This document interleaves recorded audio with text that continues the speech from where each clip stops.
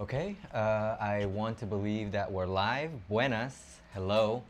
Thank you for joining us today for this, I want to call it special memorial April 16th live stream. Memorial and special because today is the 10th year anniversary, if you want to call it that, of the earthquake that happened in Portoviejo. Well, it happened in basically Manabí, in Ecuador. So let me, as usual, my ritual over here, I'm going to pull up the stream on my phone as well, just to keep track of what's happening over here. Michelle, thank you for being on time, because remember, if you're early, you're on time. If you're on time, you're late. So technically I was late. Well, technically I was early, if you want to count the fact that I was going to start this live stream today at 5, but I decided to move it up to 4. I have some things to do later. I've actually been pretty busy today. In the morning, I helped my friend do some things at his house, move around some things. I've also been planning some things, whole bunch of stuff that I'll talk about later in regards to work this year. And also, of course, my brother asked me to do something for him, go print out some documents, so I went out to do that. I was also planning to get a haircut, but was unable to. Have to schedule my appointment for later on. But yeah, so now we're here. Today's special live stream. We're going to talk a little bit about this earthquake, my personal experience of the 2016 Portoviejo earthquake. We all, at least people from Portoviejo, recall it mostly as the Portoviejo earthquake, even though it wasn't just Portoviejo that was affected by this earthquake.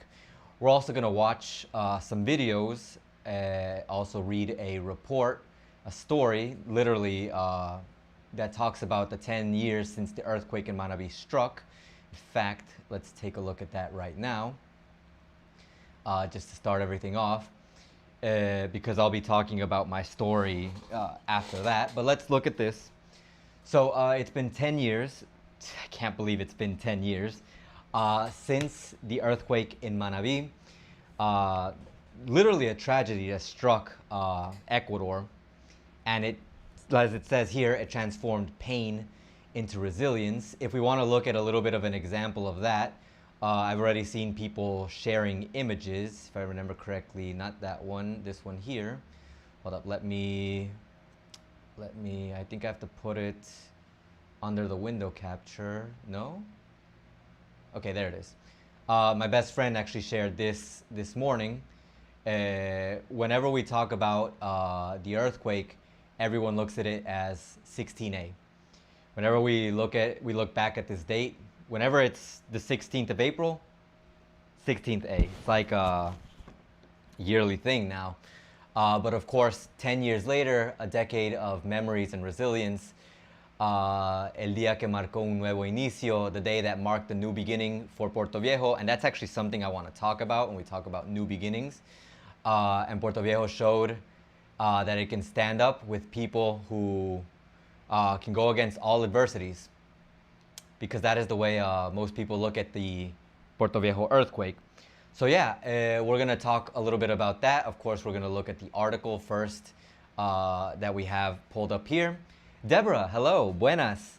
Good to see you here. Glad you could make it to this special live stream. Honestly, I wanted to make a video, dedicated video to the earthquake, like 10 years later. And I kind of hoped the city itself would have helped in the sense that things would have been prepared for it. But as we'll see here with this article, and as well as my personal thoughts, I can speak in depth about this because I've been living here during the earthquake and after the earthquake. So, so many things to talk about. But I kind of wish that things would have worked in the way that I would have been ideal, so that I could have made a dedicated video. Also, I would have needed the time, maybe talking to people and having them tell their story, aside from my personal story as well. And of course, my thoughts. So yeah, we're gonna talk about a few of these things. Travelers, hello. Hey, how's it going? Hope everything is good over in Cuenca. Say hi to Louis of Ecuador and living, loving abroad for me. FYI, surgery on one eye, so I'm a pirate today. Yarg. Anyone who's pirating things online, you're also a pirate. And with the way things are moving nowadays, I've heard a lot of people talking about piracy actually being better than actually signing up for some things. But anyways, watched a few videos and news reports today, as surreal now as it was then. Yeah, things are pretty wacky. In general, I've seen a lot of things in the news, not even regarding the Portoviejo stuff, but things in general. We already know what's happening on the other side of the world. Tragically, the war that's going on. But we're not gonna go too into that because that's not my current cup of tea. I do keep up to date with it, but not really what I want to talk about today.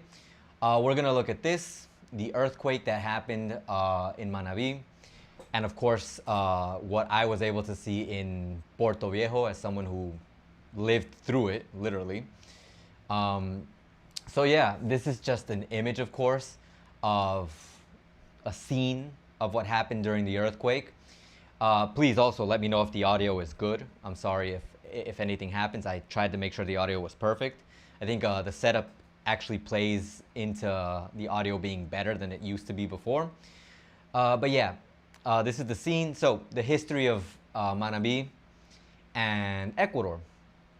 The specific time frame that this talks about at 6:58 p.m. on April 16th, 2016. So we're actually pretty early to the actual time when this happened, because the exact time of the earthquake was 6:58 on April 16th. 10 years ago, there was a 7.8 magnitude earthquake. 7.8. That is pretty crazy because, of course, after the earthquake, everyone was always very, very aware to whenever there was even the slightest shake.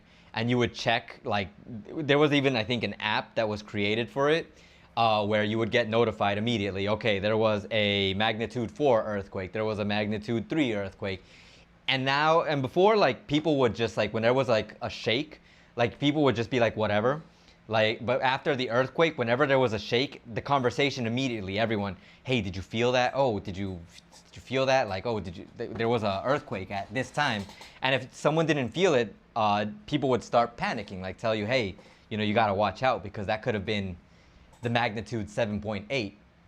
But yeah, magnitude 7.8 earthquake struck off the coast of Pedernales, turning entire buildings into rubble, destroying roads, and leaving hundreds of families without anything in their lives in just 75 seconds. It says just 75 seconds, which, I mean, if you look at it as a minute and 15 seconds, you're like, yeah, that's not a big deal, but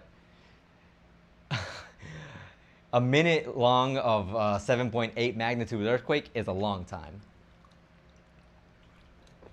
So yeah, it's pretty crazy. Okay, but moving on. At the time, the Geophysical Institute confirmed that the tremor was felt in 23 provinces, as well as in southern Colombia and northern Peru.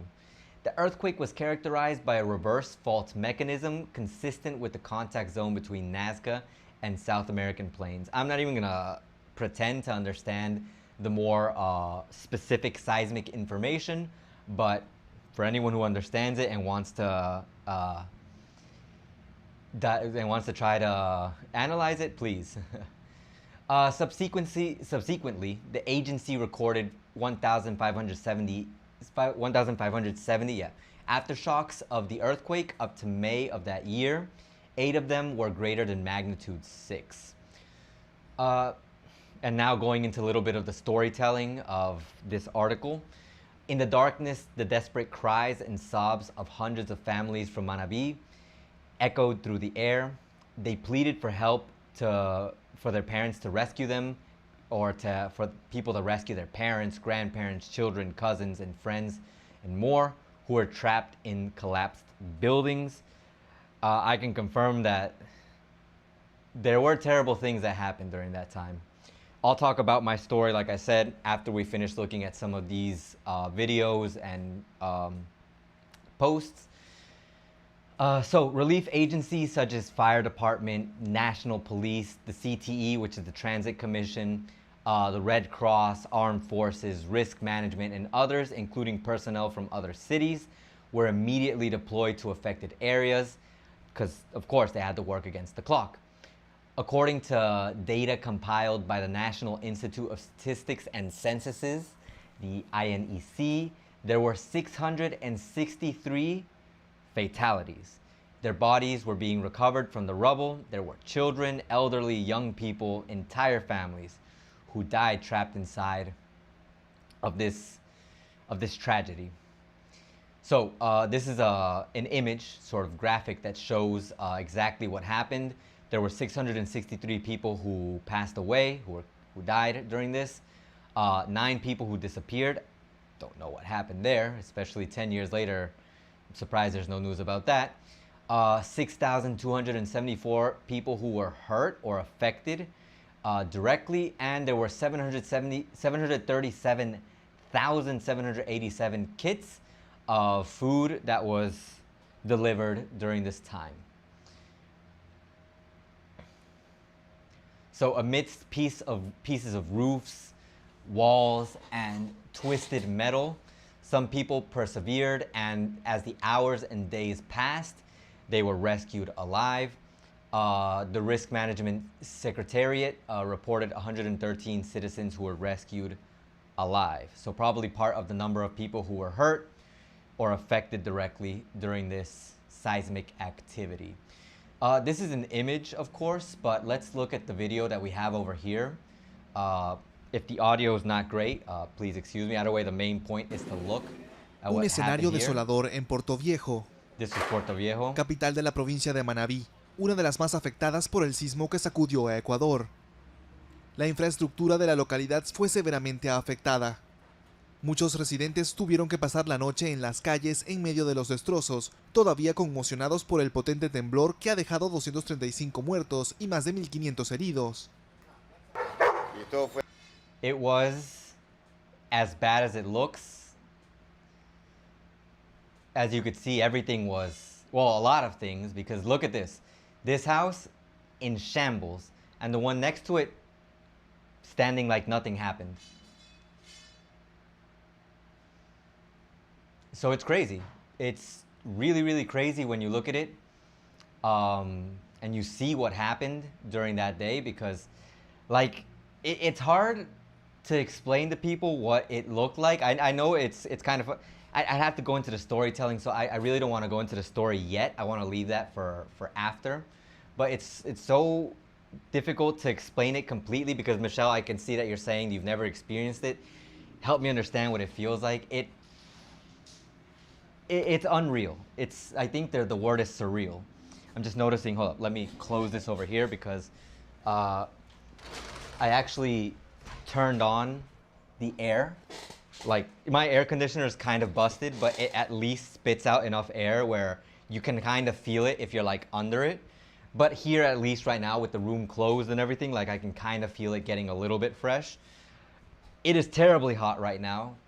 For anyone who's not in Ecuador or not in Portoviejo or in Manabí, you don't know, but it is, it's toasty over here right now. But yeah, let me continue. Let me show you, let me go back to the post over here. So this is an area in Bahia, I think. No, well, it says, it doesn't specify. Areas such as Bahia, Jama, Manta, Pedernales, Portoviejo were the most devastated. I know. This is another image of the rubble after the earthquake, things that they had to tear down and pull away. And if you remember the title of this post, of this article, I don't know if it's in the... No, it's here. A decade later, rubble, unfinished construction, and stories of pain and resilience remain. I'm actually surprised, and at least from what I can tell you in Portoviejo, there is, from what I know, not any rubble specifically left from the earthquake. If we were talking maybe like 5 years ago, or maybe 4 or 5 years ago, I want to say maybe around 2022 there was still some some unfinished some rubble, some things that were still torn. But now I think everything's fixed. I don't remember, because I haven't been in that area recently, if the bank in the downtown area, the Pichincha Bank, if that area has been completely fixed, but I could swear that the last time I checked, it was okay. Hold on, let me go back to where we were. I think it was here. The INEC published a report a year later with more figures on the earthquake's devastation. The more than 200-page document also details that 80,000 people were displaced due to the loss of their homes or jobs. Regarding infrastructure, 13,982 homes and public buildings in urban areas and 15,710 in rural areas were reported as collapsed or in need of demolition. Because remember, it wasn't just the fact that some houses or some buildings completely got torn down, but some of them were in such a condition that it just made no sense to keep living there. 80,000 people displaced. Makes sense, because if you imagine how many people lived in each of those houses, more than one in each, it's tons of people. Okay, 51 healthcare facilities, including hospitals, were affected. I know that because I think they talk about it over here, and that's an interesting video as well, where you'll see what I'm going to talk about in my storytelling and what I have to tell you about my story. Some things were just not great. The resilience of the people of Manabí and the reconstruction of the province. As part of the actions to rebuild Manabí and also Esmeraldas, in 2016, the government of Rafael Correa issued the so-called Solidarity Law, which implied an increase of the VAT to 14% for 1 year, and temporary contributions such as items on profits, contributions on assets, among others. Authorities estimated that 3.34 or 3.344 billion was needed for reconstruction, according to calculations by the then National Secretariat of Planning and Development. The law came into effect in June of 2016. Thank goodness it didn't take that long, considering how slow things move. But after a decade, construction projects remain unfinished. In the affected cantons of Manabí, empty lots stand where buildings, hotels, homes, and public institutions once stood. This part I will highly agree with. I won't say that I still see rubble, because at least that was cleared up at some point during the 2020 era, 2020 to 2022 maybe. I want to say around that time frame, but there are areas that are still, there's nothing, because no one has wanted to construct anything there anymore.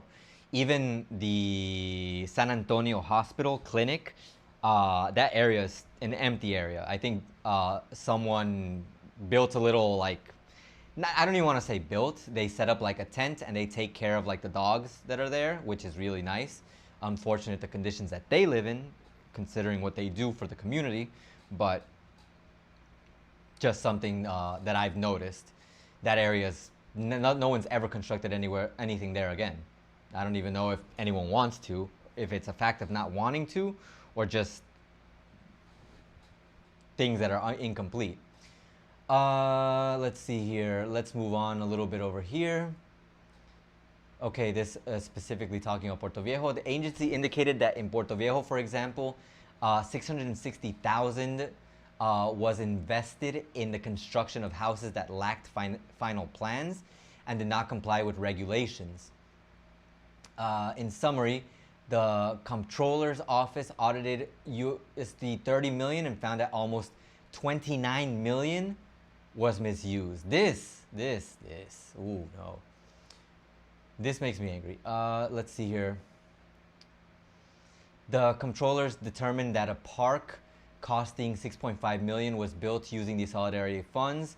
It also found that other projects such as the access road to the ports of Manta cost 21 million, even though the port was not affected by the earthquake. Additionally, the funds were used for information campaigns, events, testimonial videos, and other expenses. Yeah, I'm not surprised. so much money that was misused instead of being used for what we needed it for. In this criminal case, former Vice President Jorge Glass and Carlos Bernal, who was the technical secretary of Reconstruction Committee, were sentenced for embezzlement. 7 other defendants were acquitted in 2025.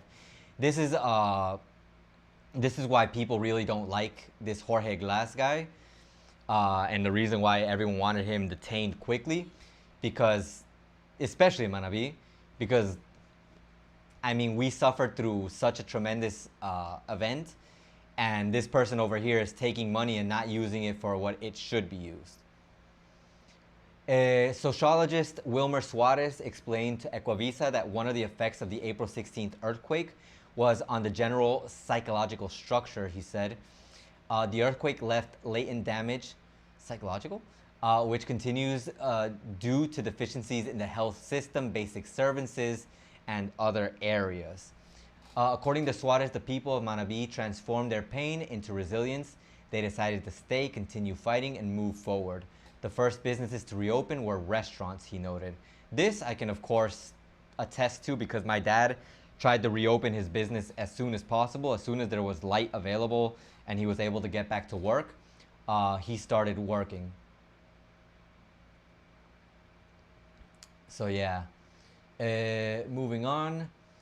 One of the people who decided to stay is Gloria Chavez from Hama. Her inn was reduced to rubble in the earthquake. She still has photographs of the site from April 16, 2016, and remembers that she was left with only a few buckets of eggs and rice that night after the quake. Over the years, it was rebuilt little by little. The post, walls, roof, and more of the tourist establishment were erected. Chavez commented that he had to take, I'm guessing she, because Gloria Chavez, had to take out loans to gradually rebuild her business. Yeah, there, as you can see in the video. Gloria was in debt when the earthquake struck, precisely because of investments in her inn. She says she never received any help with that, and despite the difficulty, she managed to rebuild the establishment where they offered the exquisite Manaví cuisine. And so stories like Gloria's multiply in an area that was devastated. Her entrepreneurial and fighting spirit, as sociologist Suarez said, had transformed pain into resilience. And it's also very, like, we talk about it, and that's like romanticizing it. Like, you look up online when people try to romanticize tragedies, but really we're just people working through a situation that we could have gotten a lot more help for. And because of people like Glass embezzling money, we just had to push through it, because what else were we gonna do? Like, where else would you go starting from scratch? Literally, you're starting from scratch, but at least here you have your property, you have the area that you've already built up over time. And yeah, that was this article. Let's look at the video. This video shows you a bit. So Michelle, since you're here, I hope you're still here, so that you can see in the video what it looked like, at least in part, what it looked like. Let me see if we can watch this video. Yeah, it's already in 1080. Hace exactamente 7 años enfrentamos un movimiento telúrico que, de acuerdo a la Organización de las Naciones Unidas, afectó en distintos niveles a más de 1 millón de personas. Esa ha sido una de las coberturas más retadoras para nuestros equipos periodísticos, pues de distintos ángulos pudimos retratar la dimensión de esta tragedia que causó. Look at that. And that was literally the scene that some of us saw. Like, the day that this happened, the day after, or I don't remember if it was 2 days after, I remember I went out to go look at this, because to go check things out, because my best friend asked me if we could go check it out. So we did, since I had the motorcycle. I'll talk about that in my story in a bit, but that is what it looked like. There were parts that we couldn't even get through because the streets were covered. Well, when you're on a motorcycle, you can basically get around anywhere, but yeah, it's crazy stuff. Let me move on. Causó la muerte de cientos de personas y el colapso de muchas estructuras. En el siguiente reportaje, recordamos cómo se vivieron los momentos posteriores a este sismo y las lecciones que dejó el terremoto de 2016.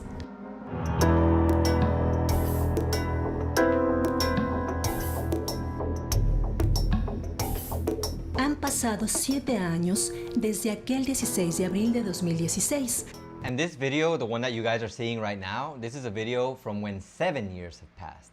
So it isn't really a now video, a video that's up to date as to what happened, but I mean, it's about as up to date as you can get with the situation. Cuando un terremoto de 7.8 grados en la escala de Richter afectó las zonas de Pedernales y Cojimíes en la provincia de Manabí.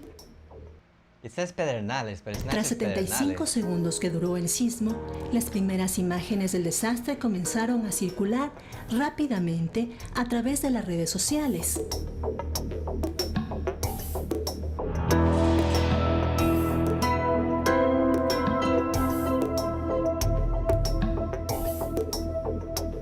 Look at that. I don't know if you saw that, but literally with the cars, like if you look at the cars, they're literally moving. Not even just a shake, that is literally moving. Inmediatamente, varios equipos periodísticos de nuestro programa se And here it's talking about the people from desplazaron the a las news zonas programs más who are afectadas. basically, who were Las out, who were autoridades looking at the declararon la situation emergencia happen. en 6 provincias: Santa Elena, Manabí, Esmeraldas, Guayas, Santo Domingo y Los Ríos. Las ciudades más afectadas fueron Pedernales, Portoviejo, Manta, Muisne, Jama, Guayaquil, Montecristi, Chone, Bahía de Caracas, Flavio Alfaro y Canoa. I didn't even know Guayaquil was affected that badly, but I can attest to Portoviejo, and I know Manta had some effects. But I feel like not a lot of cities got it as bad as we did. El sismo And también it se isn't even a competition. It's just, it was really bad when we lived through it. Because like I said, we lived through it. sintió en Colombia y Perú. They mentioned Este earlier, es they also felt considerado it el in mayor Colombia and desastre Peru. en la región desde el sismo que azotó Haití en el 2010 de 7.1 grados. Las cifras confirman la magnitud del evento. I wanna go to the 663 part where it personas talks about the thing that fallecidas, I'm gonna talk about as well. 6.200 heridos, 29.000 damnificados que lo perdieron todo. Let me see if I can activate those captions. Let me see if I can generate them in English. Auto translate. Ecuador está ubicado en el Cinturón de Fuego, una de las zonas de mayor actividad sísmica y volcánica del mundo. Desde hace 475 años, ha registrado 40 sismos de igual o mayor intensidad al ocurrido el 16 de abril de 2016. So according to that, there have been at least 40 earthquakes that have been at the same level or even worse than the one that we felt in April 2016. Entre April 16th, 1541 y 2017 hay un promedio de un terremoto por cada 12 años. And look, this is an interesting statistic that I didn't even know about. But apparently, there's an average of one earthquake of this magnitude every 12 years. That means even though we're talking about this earthquake today, 2026, and of course 10 years later, after the whole earthquake situation, the Portoviejo earthquake, the April 16th earthquake, we could be 2 years away from another insanely crazy earthquake. Si bien los terremotos de la costa han sido los más fuertes en magnitud, los de la sierra fueron los más devastadores. And that's another interesting fact that I didn't know about.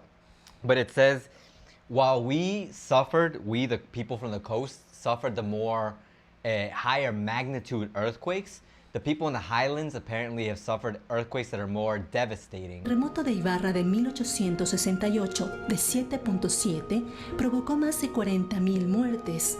El de Tungurahua de 1949, de 6.8 grados, causó más de 6.000 muertes. La desaparición And the one in Tungurahua, it caused 6,000 deaths. total de Pelileo y afectó gravemente a Ambato. La última recopilación que hice respecto a aproximadamente el número de víctimas por terremotos está en el orden de las 66.000 desde el primero que registra víctimas, que fue 1.500.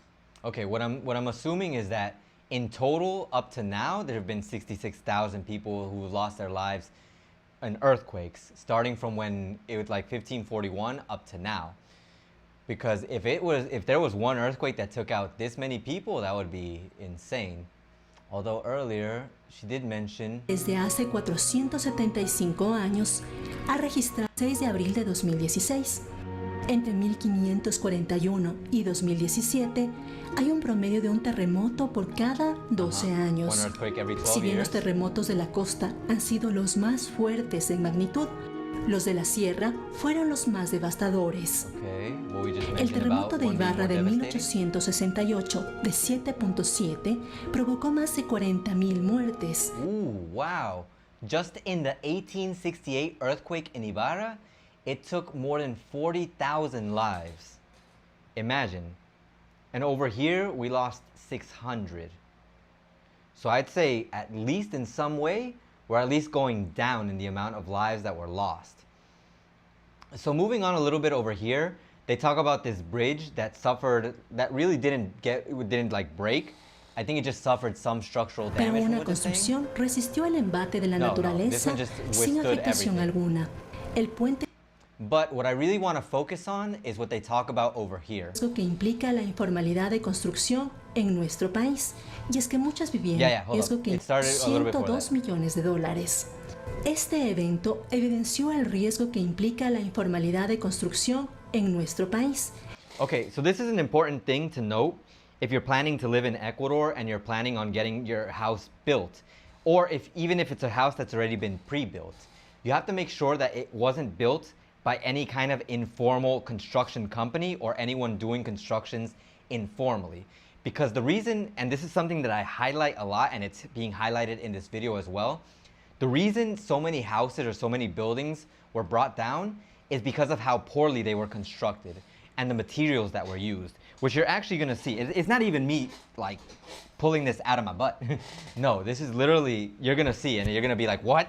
Y es que muchas viviendas no cumplían la norma ecuatoriana que They did not garantiza comply la with calidad building codes constructiva ni fueron that Ecuadorian supervisadas por companies have to expertos guarantee. en esta área. They were not Gran supervised parte by- de los daños en la supervised by provincia experts. y sobre todo la A lot of the pérdida de damage in the vidas province and pudieron especially the loss of evitarse. life could have been avoided. That's what we keep saying. If people would have done things right. Bueno, si bien es cierto, un terremoto de 7.8 grados determina un grave daño en la infraestructura de algunas viviendas, ¿por qué algunas resistieron y otras no? The question of the year. Well, the question of 2016. Why did some buildings withstand it and why did others not withstand it? The earthquake. No hay una edificación que pueda construirse en contra de los eventos de la naturaleza.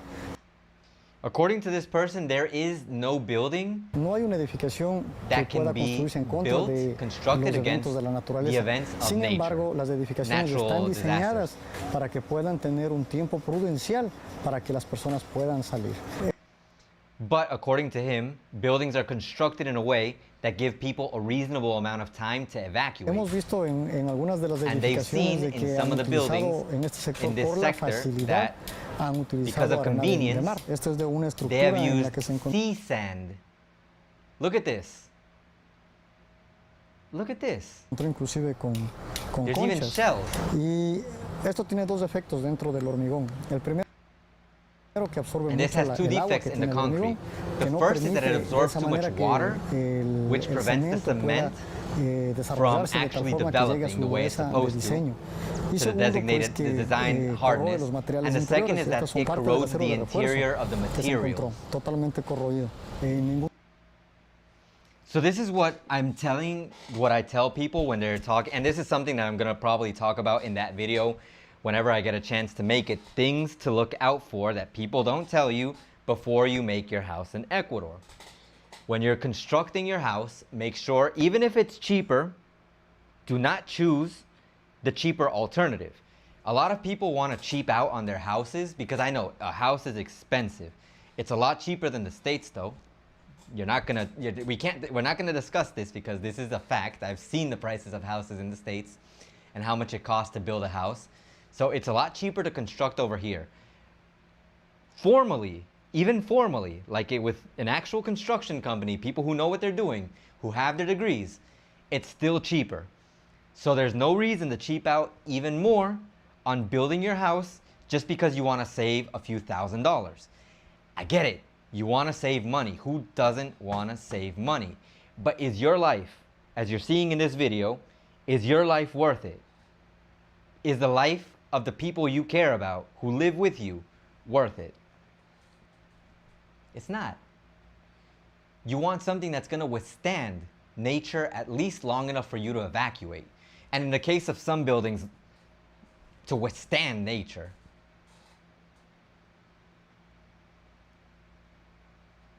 You don't want your house built dentro del hormigón, inclusive with this. con If you want to save a few $1,000, yeah, sure. There you go. They'll make your house made of shells. Your house will be like SpongeBob's house in Bikini Bottom, maybe made out of pineapples.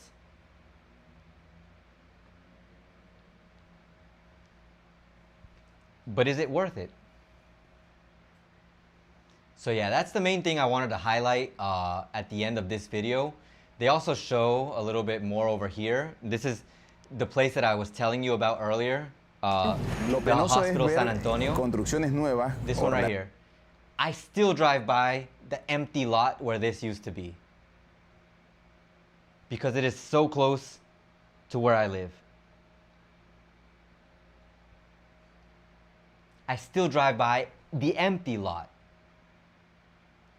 Because look at this, and look at the explanation. Relativamente nueva como esta de acá que tenemos al This was a frente de la relatively clínica San new Antonio. construction. El Relatively. primer piso alto colapsó, se fracturó y en bloque la parte de arriba cayó y aplastó todo, digamos, e hizo un sándwich en lo que se alcanza a ver ahí. Look at that.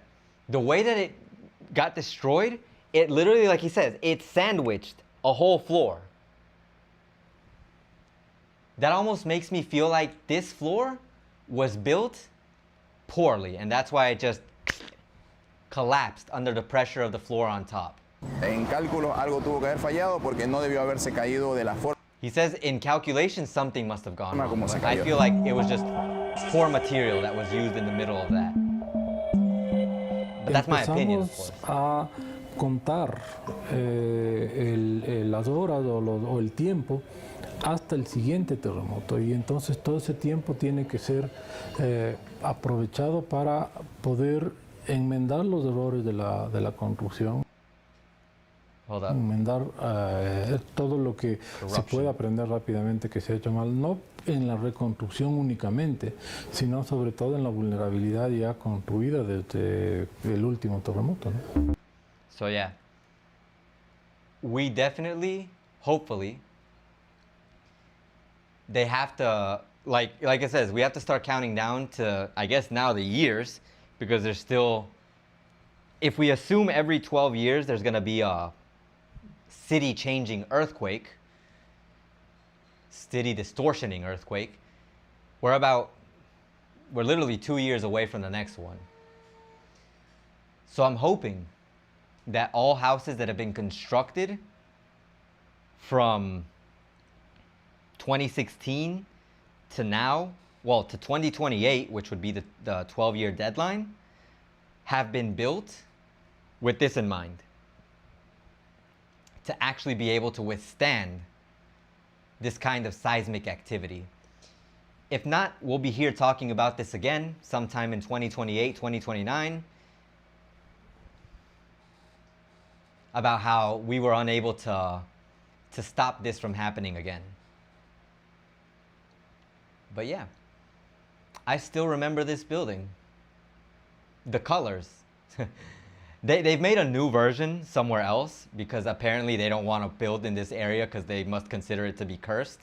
But now this is literally an empty space, big empty space. And like I said, in the corner somewhere over there, there's a guy with like a tent pretty much, or I don't know if it's a guy or a woman, but who takes care of some dogs that live there, some street dogs. But yeah. Yeah, look at that. Spill proof. Love it.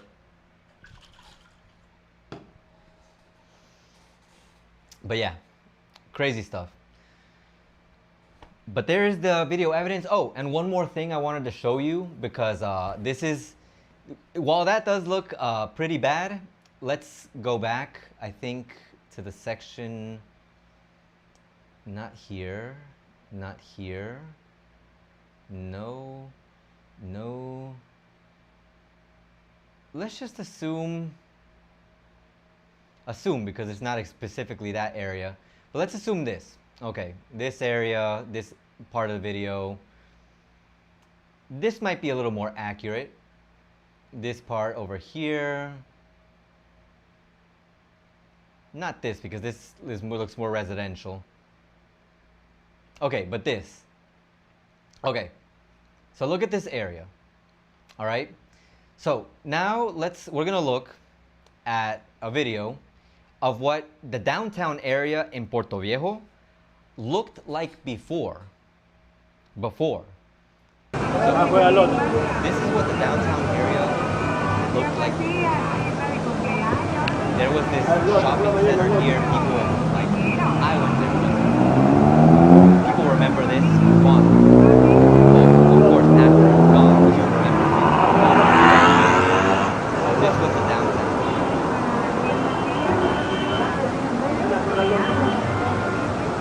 Okay. So now, we're going to look at the construction plan that the government has in mind, because they want to do this. They want to make this memorial plaza, this 16A, as you can see somewhere over there, and it's actually part of my thumbnail, what they want to do. They want to make this plaza. They want to make. And you might be asking, but Ace, why do they want to make it? Haven't they made it already? Yeah, no, they have not.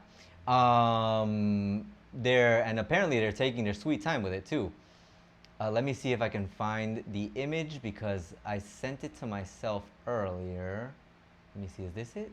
No, no, not this one, not this one, not that one. Did it even send? I swear I sent it to myself earlier. Is it because it can't open the image? I think it can't open the image. Hold up, let me try to see if we can make it open the image, because I have another image. Let me add a new one of these.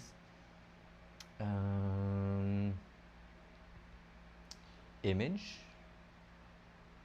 Okay, image 3. Browse.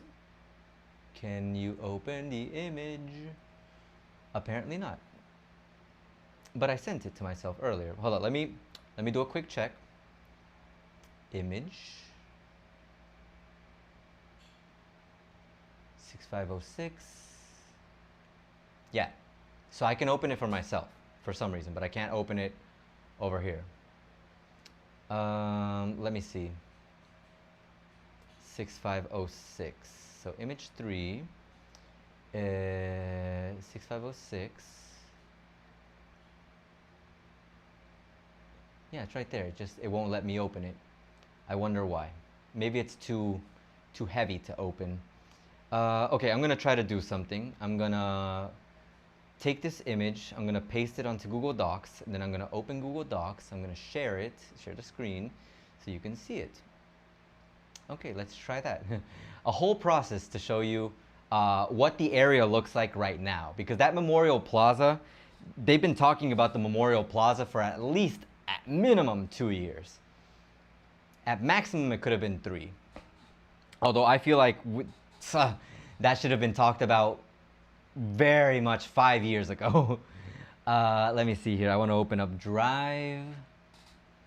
Right now, I just want to upload a file. I want to Google Docs. I want to insert an image, upload from computer, documents, downloads, image. No, it won't even let me open it here. It's probably because of the format then. Okay, let me try something else.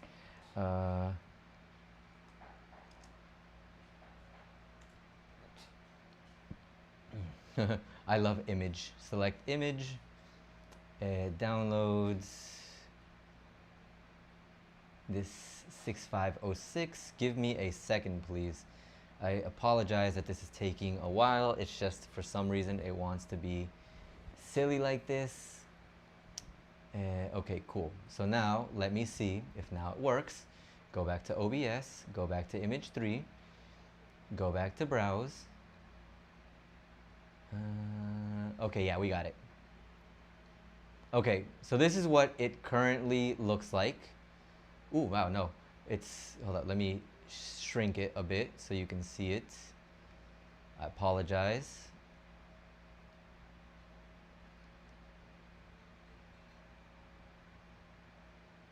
A little bit more so it doesn't cover me up over here. Okay, there you go. So this is the the Memorial Plaza in process or in progress. In process? In progress. Yeah. They have not gotten very far.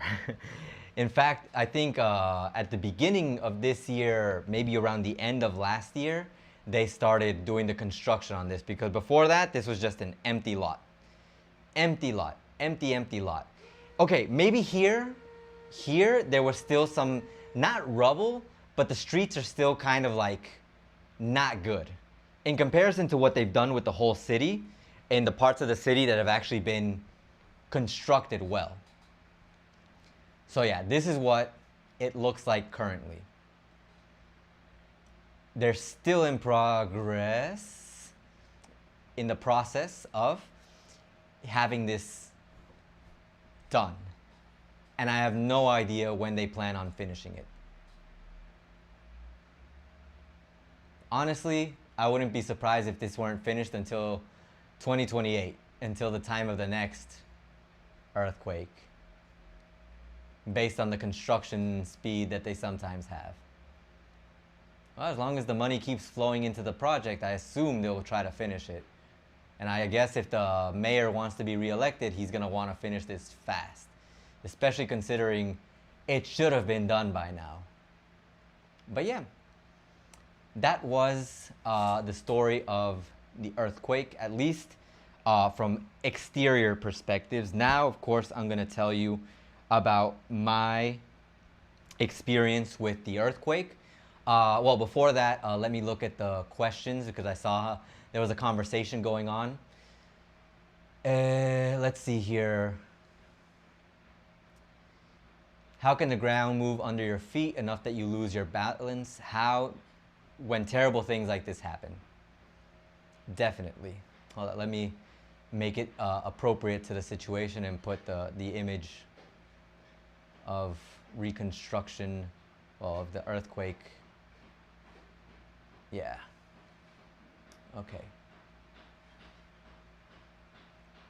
So yeah, I'll talk about my story about that in a bit. Flew out of Calgary stopover today, 40 centimeters of snow, definitely not hot here. It is burning over here. America might be the hot one, but rest assured Canada is chilly. I'm guessing really chilly if the snow is 40 centimeters high. Where does the funding come from in rebuilding infrastructure? From what we understood in the article, it should technically come from the tax increase that was held during that time. But as you saw, the funds were misappropriated by Jorge Glass and probably other things as well, other people and other parts as well. So we never really got the full funding, and that's probably another reason why the reconstruction took as long as it did. Let's see here. Federal, provincial, international. Definitely from the country. I do remember there was a time where we got aid from other countries that were nearby. I think we even got aid from what's this place called? Uruguay, I think, helped us out as well. But at least financial aid should have come from internally, from the country. Glass got his karma, definitely. What oversight is there, and can misappropriation of funds allow for recovery of said funds? Also, how quickly and from where was the response? Psychological trauma. Like I've said before, people wince whenever there's even the mention of an earthquake or a shaky, as I like to call them. Whenever a mini quake happens, like a magnitude 3.5 or 4, where you feel it, but it's not like life changing. I'm like I message my friends, hey, did you feel the shaky? Or if I don't message them, or if someone asks, hey, did you feel the earthquake? I'm like, yeah, I felt the shaky. Or if we're like at work, I'm like, hey, did you feel the shaky? So I just call it the shaky. But yeah, basically now there's a fear whenever there's an earthquake. I remember the first year, or maybe first 2 years, whenever there was anything that lasted longer than a second or 2 or 3 seconds, people would rush out the door or rush out into the living room. At least we would rush out into the living room to make sure it wasn't like something more severe. Must have been relentless fear, grief. Was there support then and ongoing mental health care available? Mental health care, I think no one helped. Even financial aid, as we saw in the article, wasn't really provided to people. People just had to grit their teeth and work through it. Literally, like I said, my dad, as soon as there was the opportunity to work, he went back to work. We might have been like a few days without working until we finally got light, which I'll explain how we got that, because we actually found a way to get it a little bit faster. I say found, like we did it, but my dad moved to get light back to our area, and that's how we got back to work a little bit quicker. Where did most aid originate? Federal, provincial, or local communities on their own? We got help from Quito, I remember. We got a lot of help from Quito during the time. We definitely got help from other provinces as well, but I remember a lot of mentions of Quito helping us out during that time. Hi Deborah, hey Michelle, good questions. Sorry for taking up too much space, so many questions. Don't worry about it. It's okay to have questions because this was a situation that was severe, very important to many of us who live here. And it is something that, like we saw in the video, could well happen again 2 years from now. About the containers from Turkey, I think I know. Okay. Canada deployed Canadian disaster assessment team and a field hospital via Red Cross. China tents and beds and humanitarian aid. Many other countries as well, but I'm curious about the containers from Turkey, I think. Honestly, I don't remember what other countries helped. I think I could do a quick search and maybe find something about that. Let me see. Ayuda. I wish I could type as fast as Charlie, Moist Critical. Yeah, Ecuador. Del 2016. According to this, from what I'm investigating, more than 20 countries sent humanitarian help. Specifically, these include United States. They sent 1 million in help. Japan, Switzerland, Canada, Colombia, Peru, Chile, Mexico, Cuba, Venezuela, Bolivia, and Spain. Mobilized more than 900 rescue and specialists. So yeah, Canada is definitely there. Canada, love you guys. Thanks for the help. But yeah, those are the places that helped. I could have sworn Uruguay was one of the countries that helped. I guess I was mistaking it for another country. Maybe Chile. But yeah. Let me open up again. Go back to the OBS. The containers in Turkey. I think those are the ones that are being used now in what is considered the downtown area of Turkey. Or one of the, not downtown, like the Mercado. I have heard about containers that have been repurposed to basically be like little shopping areas over in the Turkey area. I haven't been there myself, but I do know of that. Man, thirsty. Okay, so let me now talk about my experience, of course, with the earthquake, what I was doing, what happened, how it felt in that moment. and what my initial reaction to it was. So, time traveling 10 years ago, literally 10 years ago, I always say that I've lived in Ecuador for more than 10 years because, yeah, it's been more than 10 years. But this is literally 10 years ago now. Did you have the same project for relocated vendors in Portoviejo? No. From what I know, the vendors in Portoviejo, it's just that we didn't lose the area of, well, it's just that we did lose a big shopping area, but they weren't specifically relocated, from what I understand, to a specific area. I think the area next to the Portoviejo High School has always been a shopping center, but it became even more so, I think, after the earthquake. And the only other area that really got a big makeover was the Mercado that was in the Mercado area, that before used to be like just in the middle of the street. Like literally you would drive and instead of the sidewalk, it would just be like a whole bunch of stands of people selling their things in the open air. But now everything's been moved into the actual Mercado area, an actual Mercado, huge Mercado. And that's where people do business now, in that area. Of course, I have heard complaints about people who talk about it's kind of pricey to be there, I think. And that's why I do see some people who are outside. I remember one time found someone selling corn. It's not as bad as it was before. Because before, to me, that's bad because selling out in the middle where all the cars are passing by and like there's the dust that's going up in the air into the food that's being sold, and the toxic pollution, of course, the exhaust from the vehicles going into that same product, like it's definitely much better now than it was before, at least from that perspective. But yeah, okay, but did you have to say? Okay, but that's from what I understand of the relocation. Okay, now going into what happened that day, at least from my perspective.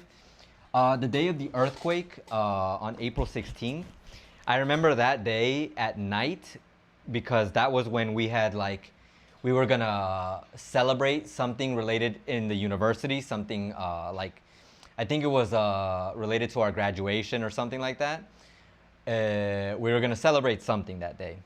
And I remember we had rented a place, organized and everything. I say I wasn't part of the organization staff, but of course I was part of that group that was graduating. But we organized quite a few things that day. And when the earthquake happened, like it said in the article, it was like around 6, like no one expected that to happen. So everything was still in the process of being organized. And before that, me and my brother, we were here at home. And then we were like, we're gonna go out to get something to eat because I still wanted to eat, because that was a time when I wasn't as healthy as I was now. Now, for everyone who knows me, you know that I fast, I eat once a day. I eat a lot during that one time, but I have a very strict regimen when it comes to eating. I kind of broke it today because a friend of mine gave me an ice cream and I ate my eggs already for the day. I knew I was gonna be live, so I wanted to get ahead of that. But yeah, anyways. So I went out to eat with my brother. We went on the motorcycle. We went to go eat at a chifa. Chifa is the places that sell Chinese food. So we went to this chifa. It wasn't that far from our house. It's like maybe a 3 to 5 minute drive. We went over there. That was the chifa we always went to while we were here. We went to that chifa and we ordered, and I do remember, we did sit down and eat. I finished eating because I always eat faster than my brother. And my brother was still kind of eating, kind of with the last bit of food on his plate. And that was when the earthquake started, when you started feeling the shake. And at first, because as someone who's gotten used to the shakes, it was just kind of okay, there's a subtle shake, not a big deal. Until it started to ramp up and last longer than the few 1 or 2 or 3 or 4 or 5 seconds that you typically expect of an earthquake. at least from what we had gotten used to. And it started getting heavier, like started getting stronger, up to the point where it was super strong. Like the earthquake was starting to get crazy wild. And during that process, I told my brother, like I told him, come on, we gotta go. Like I picked him up and we told him, hey, we gotta go, and pulled him out of the place. And thankfully, because the timing was literally that, I think I pulled him up and like started pulling him out, and I think something fell from the roof of the building, like not the roof itself, because they have these ceilings that they're basically like these, like not tiles, but these like I don't know what it's called. I've never known the name of specifically in English, but they're just like these tiles that are on the building, on the ceiling, and you can pull them off if you need to. So basically, I pulled him out before that actually like started falling, thankfully. So I pulled him out and we went outside.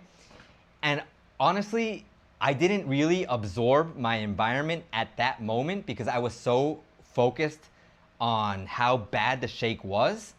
But of course, I looked at my motorcycle and my motorcycle was knocked over. And when the shaking stopped, the first thing I thought, I didn't even think about like my motorcycle or anything. Like, I thought about getting home and seeing if everything was all right. So I literally ran from where I was to my house. I told my brother to wait while I go check out the house. So I ran over to where my house was. And one thing I clearly remember, and I don't know if this is just like horror movie like training that you have, or if this really happens, but I could have sworn the sky was red. And this is something, whenever I tell people this story, I always tell them, I always remember the sky having a tint of red because of how chaotic or the situation. I don't even know if it was just because the sky was actually red or because that was how I was interpreting the situation, like danger. So everything started turning red. But anyways, I ran home. I ran, and at that time there was a gym along the way where I was running, and I ran and I saw the gym. Like, I saw like the people were like kind of hanging at the edge of the gym because they didn't want to be inside. And I asked, hey, is everyone all right? And they were like, yeah, everything's good. Like, awesome. And I kept running. And I was worried because next to my house there's a big building, and I'm like, damn, if something terrible happened, the big building next to my house crumbles on top of my house, or it could crumble the other way, or it could crumble on the street. But I ran, and when I saw my dad outside of his business, I was like, oh, thank God, everything is fine. My dad was outside of his business. I asked him if my mom was okay. He said my mom was okay. Everything was all right. The building next door, all right. Everything was all right. Next to our house. At our house, next to our house. Everything was okay. And I was like super relieved at that time. And even now I'm relieved because it could have been so much worse. And I ran back to where my motorcycle was, to where my brother was. And then we got the motorcycle and we drove. And the first thing we saw when driving, and this is something everyone remembers, and another reason why, once what we talked about with the construction and everything, on the corner of this street where the Chifa was, on the corner of this street, over here, like let's say this is the street. Hold up, let me pull up the Just Chatting. So let's say this is the street, right? And this is like the corner that takes you all the way over there. But on this corner, on the other side, there was a building that had been constructed very recently. It was a 2-floor building. That whole thing demolished. That whole thing came down. And it was a fancy looking building. Fancy looking does not mean it was fancily constructed, apparently, because it came down. It was in shambles, rubble, everything. Not even like just slightly destroyed, no, rubble. It's crazy.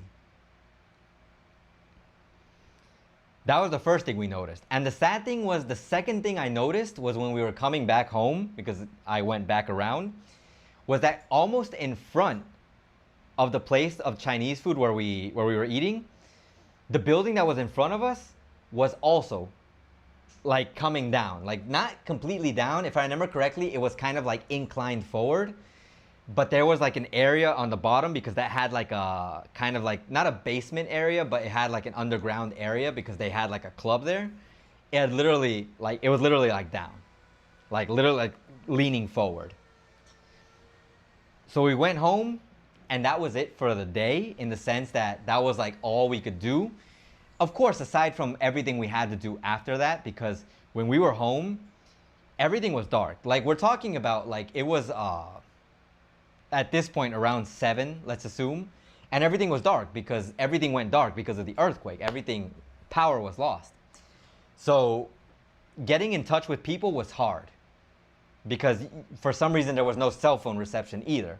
At some point, cell phone reception came back and we started getting in touch with people who we knew. And like, I was like calling the people who I knew and the person who at that time I was with. Like I was like, hey, what happened? Are you okay? Is like everything all right? And I started asking my friends also, hey, you guys okay? I started trying to get in touch with as many people as possible to make sure everyone was all right. At least everyone was okay. Everyone I knew and who I got along with well, okay. But that night was tough because we couldn't peacefully sleep inside. You could sleep inside, but you couldn't peacefully sleep inside because we were always worried about another shake, an after effect. What if the building isn't structurally sound? What if it comes down after some time? Like we were worried. So we had to like basically have people like taking turns. One person sleeps, the other person watches. And my dad started trying to get in touch with whoever he could to get power back to our area, because our area was basically an essential area. It is technically a zone that a lot of people go through. So my dad kept trying to communicate with as many people as possible to get power back to our area. And I think after the first day, like during the second or the third day, he managed to get power back to our area. So we got power, which means we also had access to water. But going back a little bit back to the day of what happened, I remember I had a TV that I had bought like maybe not too long ago. 32-inch TV at that time was a big deal because it was one of the few things I was able to buy for myself. And the TV broke because it fell, the screen broke, I lost the TV. Some other things I think broke, but like nothing too severe. The TV was probably the worst thing I lost, at least in terms of physical material things. People that I knew, like no one really was affected in life sense. Like everyone was affected by the power outage, by the lack of water. If they didn't have power, they didn't have water, and other issues as well. Transportation was tough. Like I mentioned earlier, with my friend, my best friend, he told me, hey, let's go check out how things look. Because he said everything's like down and everything is like destroyed. Let's go check things out. So we went out on the motorcycle, and since we could drive through certain areas, we were able to check out how everything was in rubble. Like everything that you see here in the image, we saw in person. Like we literally saw the day after, like everything that was like shattered. Like literally this image, like maybe not like with people on top of it, but an image like this, like that, the first one at the beginning, up here, something like that, like we saw it. We saw it in person. We saw it in real time. We saw everything. It was crazy. It was crazy. Because we didn't, like, we had an idea of how severe it was based on what we lived through. Because of course, you lived through it and you have an idea of how bad it was. But going out and seeing it is crazy. And the crazier fact now in hindsight is the fact that we probably drove by places that had people squished under them, that had people who literally lost their lives under them. That is crazy to think about. We literally drove past people who no longer were with the living, and we didn't realize it. We could have even drove by people who were actually alive, but unconscious and unable to respond based on where they were at. It's crazy. I remember people who have told me the story about how they had to like get their dogs out of the house, how their pets actually were trapped in the house, how they were able to get out, but maybe a loved one wasn't able to. A funny story from someone, I don't even remember who exactly who told me, they were literally in the middle of a shower and had to go out butt naked because you weren't gonna stay in the middle of that.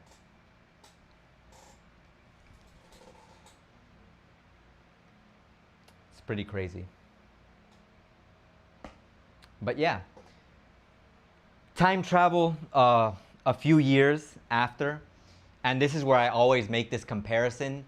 Countries, first world countries, bigger countries, Japan is my favorite example. After an earthquake, they begin fixing things fast. Over here, reconstruction efforts in a lot of the city, even just moving the rubble, it took years to clear rubble from streets, to destroy buildings that were on the pretty much on the brink, on the precipice of destruction.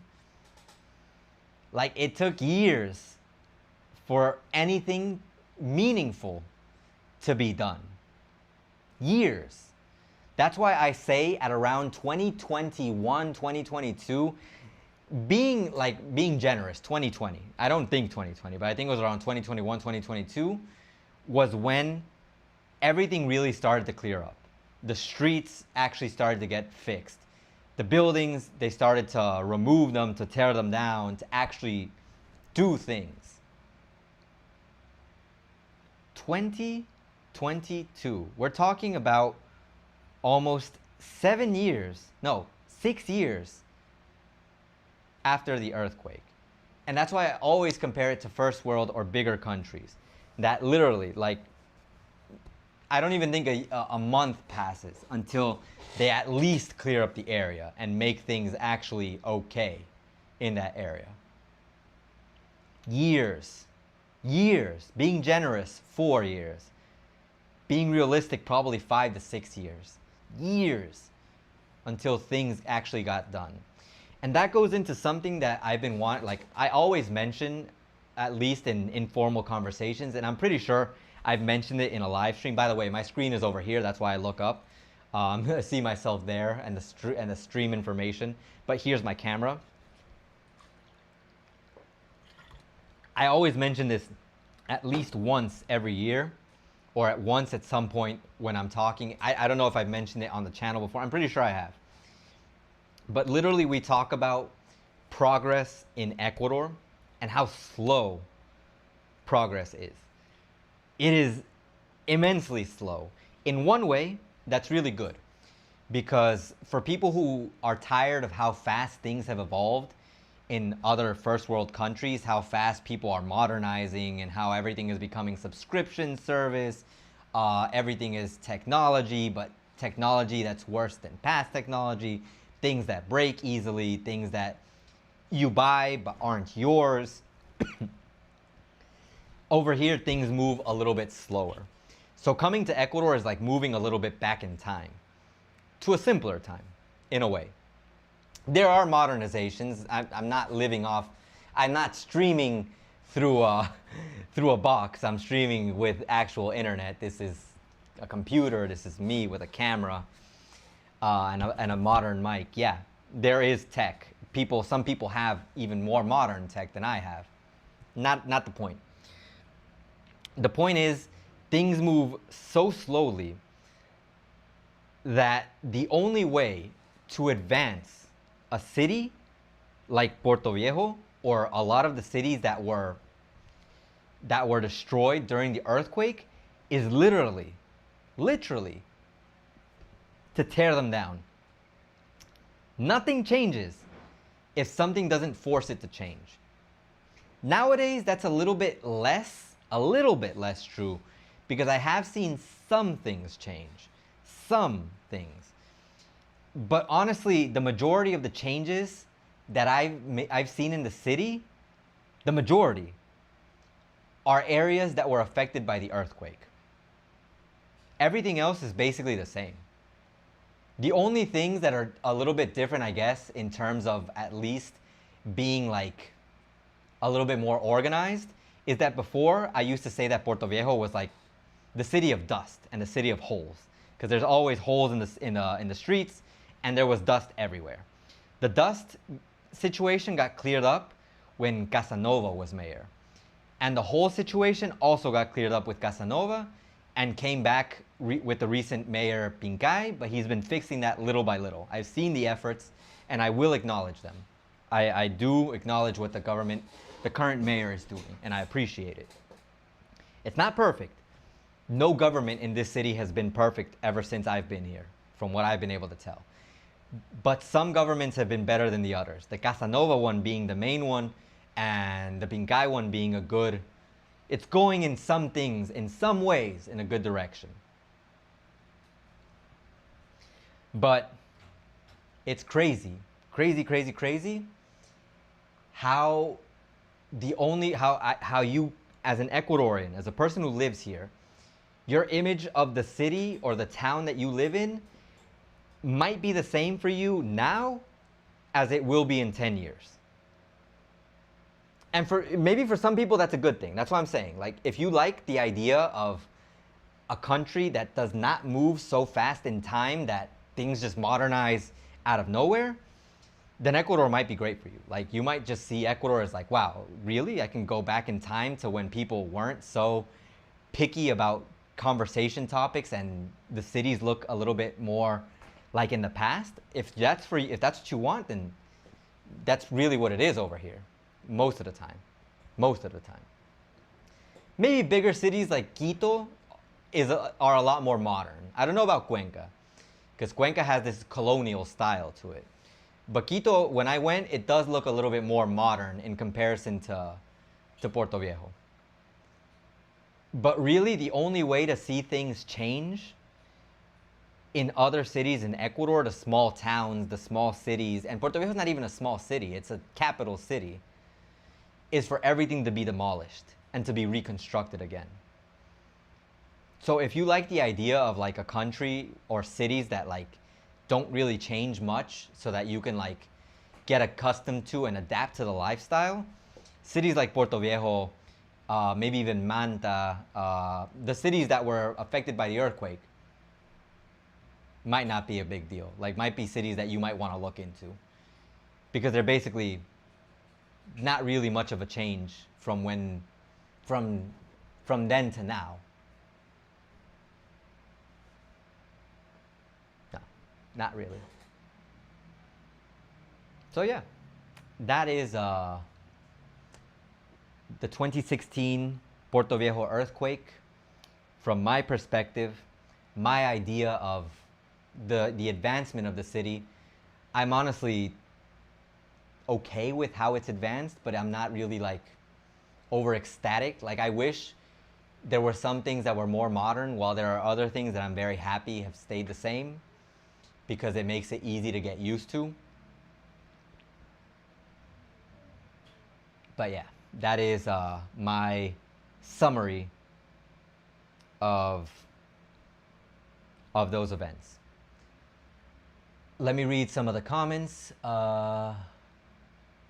Where do you go? Is there an analogy that would help me understand? Not sure what you mean, Michelle, by that question. Where do you go? If you mean about the relocated vendors, where do you go? The specific area is the downtown area in Portoviejo. That is where there's like, well, next to the Portoviejo High School is one part of like where there are vendors. And like I said, the Mercado is the other place where you can find people who sell food specifically, and vegetables. Well, vegetables are food. Sorry, Deborah, will remind myself, curiosity killed the cat. When you were driving, was the ground shaking? Were buildings falling? Did you see buildings collapse? What did it sound like? I was not, like I said, when the earthquake happened, I went to my house basically after the shaking ended. I went running to go see how things were. So at that point, there was no more shaking. I didn't see the buildings fall because, like I said, I didn't pay attention to it. Like, my mind immediately transitioned to, I gotta get home and see what happened at home. But did I see the buildings collapse? I didn't see them collapse. I saw them collapsed. They were already on the floor when I saw them. What did it sound like? Honestly, I can't recall the sounds. Everything was just basically silence. Like the only things that I heard, of course, at some point was the people talking at the gym, the people panicking over at my dad's business, the sirens from emergency vehicles, and that's it. That's what I remember. Yes, my next question was, how do you sleep? How long did the aftershocks last? Like I said, it was a process of, while someone is sleeping, someone else is keeping watch to make sure we don't die. To make sure there's no other shaky happening in the process, or that the house doesn't come down randomly. Although at that point, doesn't matter who's keeping watch. The house decides to come down, everyone suffers. People were scared of living in second floors. I live in a second floor. But yeah, that was concerning.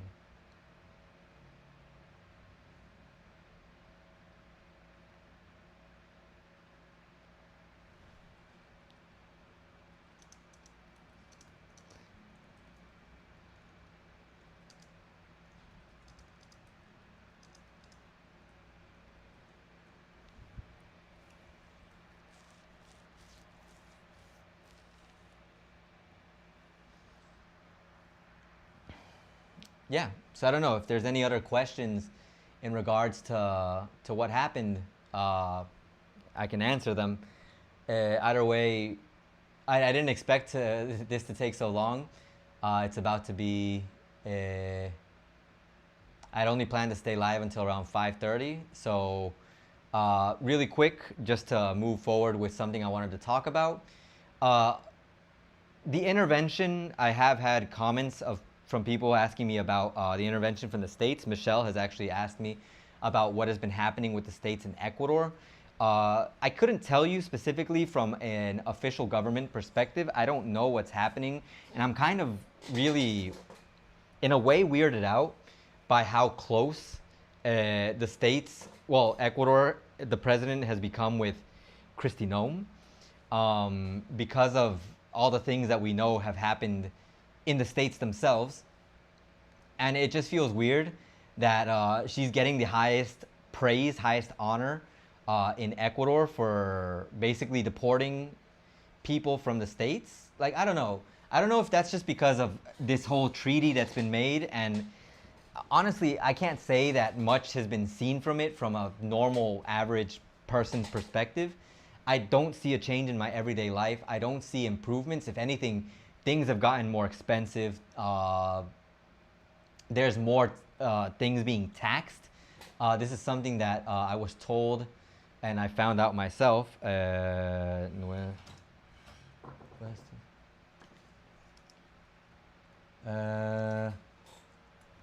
One second.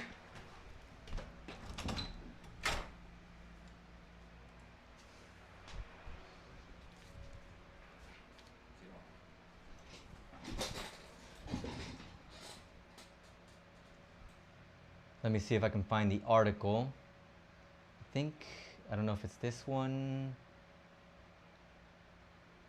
There's new items that are being taxed over here.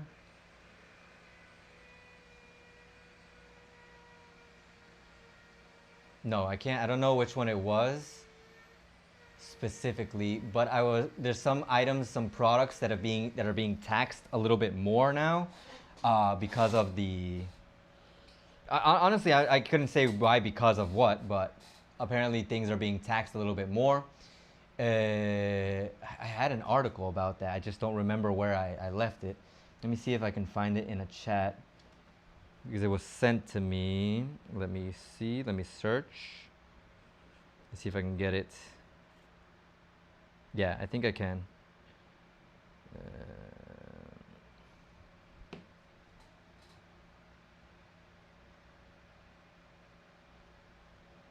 Okay, I think I got it.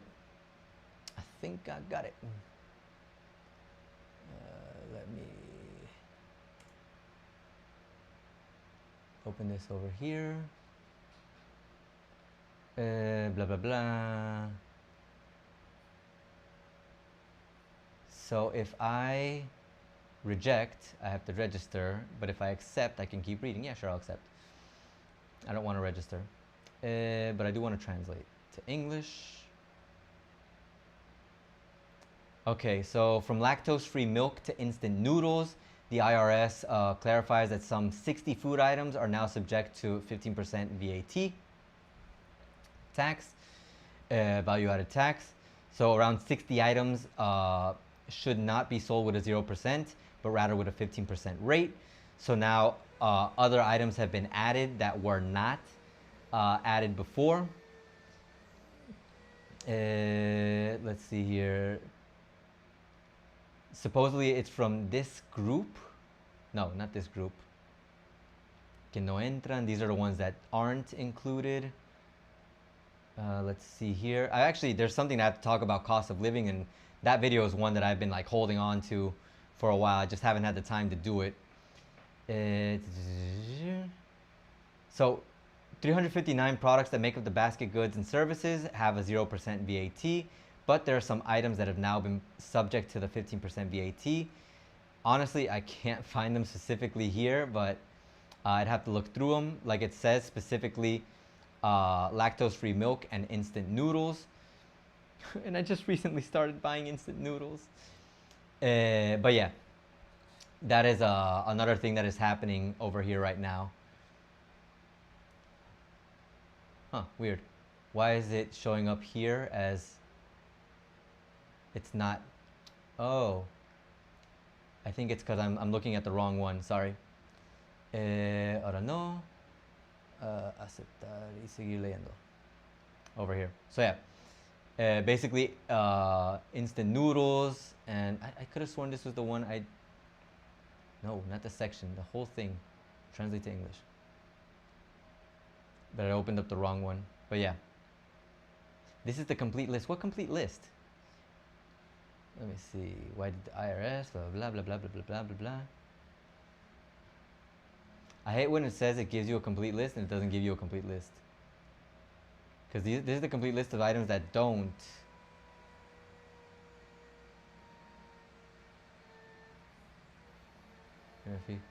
No, okay, here it is. That don't enter in the benefit. So, fruit juices, processed beverages, infusions of tea, dehydrated herbs, meat from animal products, seasoning to prepare food, tofu, soya, the combination of meat with other products,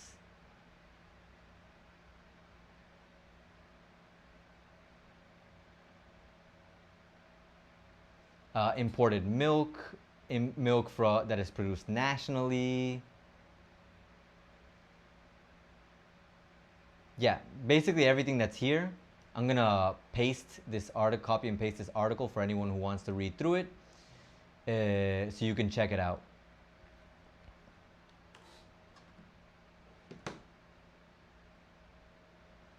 Oh yeah, by the way, my brother was the one who was at the door. He wanted me to pass him some money that was left over from the things that we did, that I had to go do earlier for him. He's going to Guayaquil. So speaking of Guayaquil, someone was recently asking me about Guayaquil. And they were asking me what the situation is like.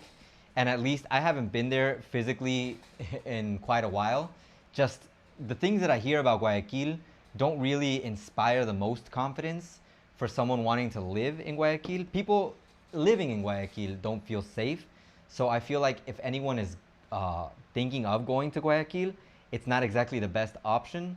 You can keep yourself safe as with any city, and there are safer parts of Guayaquil than others.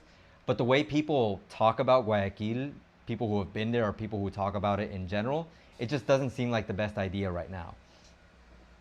I mean, if you can avoid it, I'd rather you avoid it. But if not, just take all the necessary precautions. I literally made a video about the Ecuador safety guide. Safety. I think if you look it up like that, you'll find it. Yeah. My Ecuador safety video. Yeah, right there. Of course, the more, what do you call that? The more dramatic title and thumbnail gets more views. I'm here trying to give advice. The sad part of content creation, doesn't matter. One day, we'll get videos that constantly get over 10K views. Especially trying to help. But yeah, that is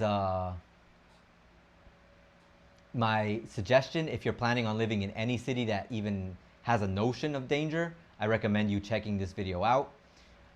Aside from that, I just don't see the point of trying to force yourself to live in Guayaquil, is my advice.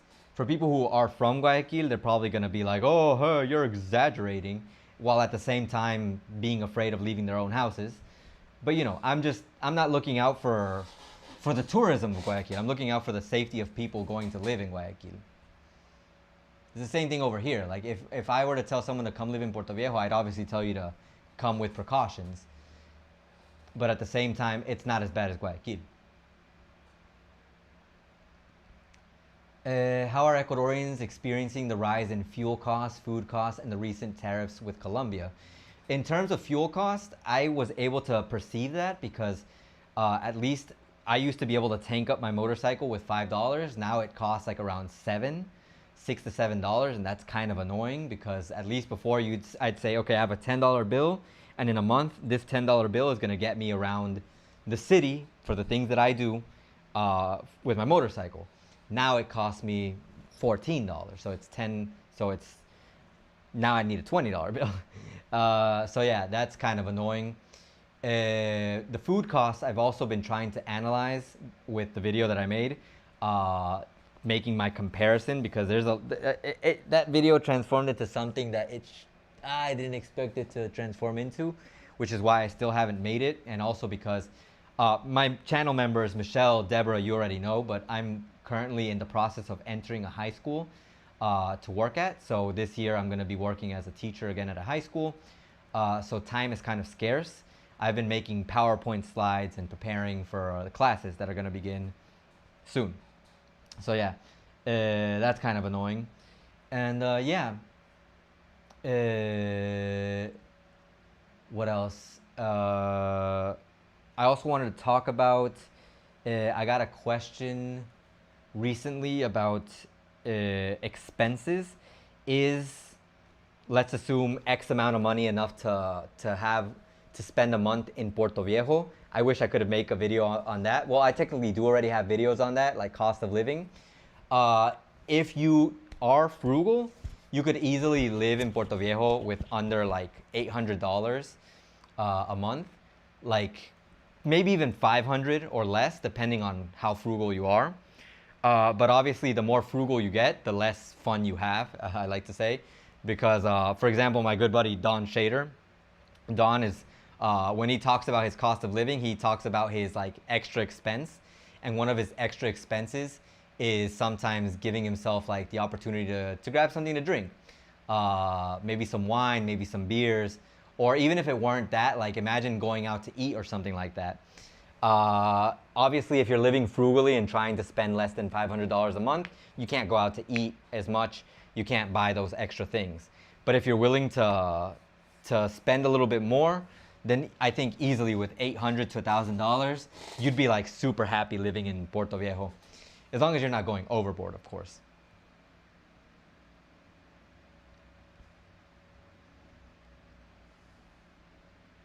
So yeah, people are feeling the cost of food.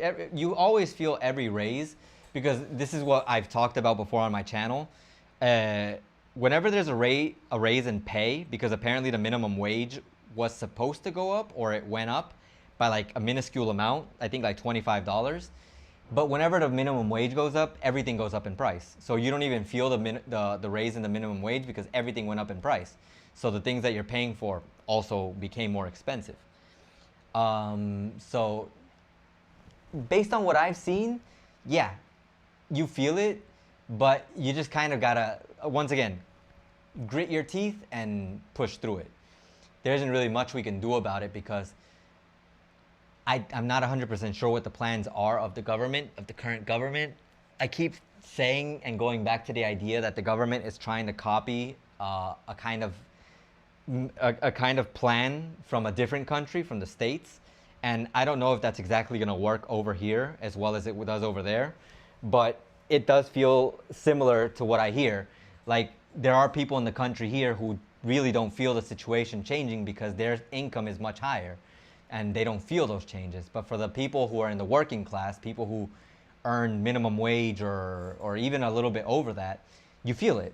You feel it. I feel it. This month, I literally am kind of like, because my motorcycle helmet broke. I actually have the visor over here. It didn't completely break, but like the visor came off and it's kind of falling apart. And right now I'm kind of like in savings mode because I'm gonna start doing the whole master's degree thing hopefully soon. So I'm not in an economically good position. This month, YouTube, I didn't get paid. I'm not gonna get paid, I think, because I didn't reach the bare minimum. For anyone who comes onto my channel thinking Ace must earn a lot of money with his 8,000 subscribers, or 9,000 subscribers. 9,000? I feel like that's a glitch because I didn't have 9,000 before. At least I don't think I did. But honestly, I don't make a lot of money on YouTube. Monthly, if I'm lucky, YouTube pays me maybe $100.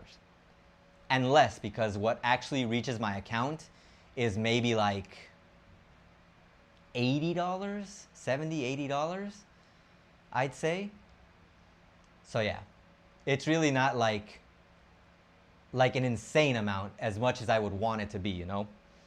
So yeah, this month has been tough. This month is going to be tough, but I think after this month, because I'm gonna start working at the high school, it's gonna get better. I hope it's gonna get better because at the high school, of course, if I'm working at the high school, I'll be earning an income, a solid, stable income, which is something that I didn't have this year prior. By the way, for anyone who's joining or has joined the live stream, we already talked about the earthquake. Right now, we're in the updates, extra information section. So yeah, I'm planning on working this year, stable income, working more than one job, of course, because I have the academy, I have my school job, I'm also doing an extra job. YouTube, I'm still gonna make videos from time to time. It's gonna be a lot less frequent, but of course, I'm not earning a stable income from YouTube, so it's not possible for me to work at YouTube as the way that I would want to. If YouTube were paying me minimum wage or more, I would obviously dedicate my time to YouTube because I have more fun with it. Not that I don't have fun teaching. I love seeing kids learn. I love seeing them improve. And I love seeing them run towards the future that we're going to one day experience because they're going to build it. But honestly, I have more fun making videos. I like to add in these edits and make it interesting, but I can't do that all the time. It's just not possible. So yeah, that is a little bit of a life update. There's some things that I have to pay for. Hopefully the situation gets better. Moving on with the questions, also very curious why there was a referendum that was not recognized.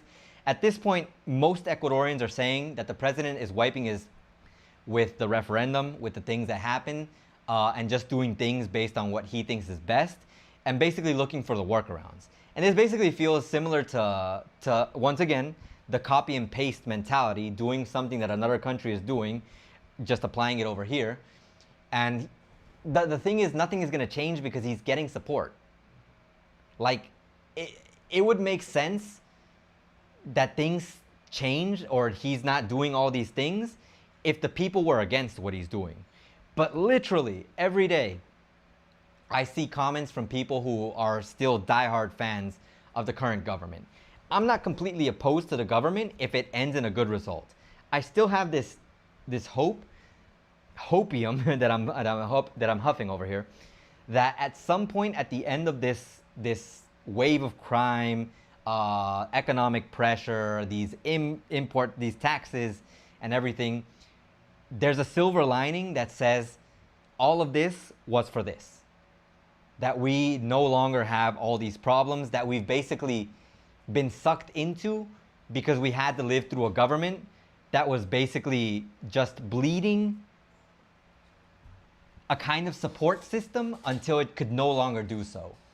Basically making us dependent on something that we should not have to be dependent of.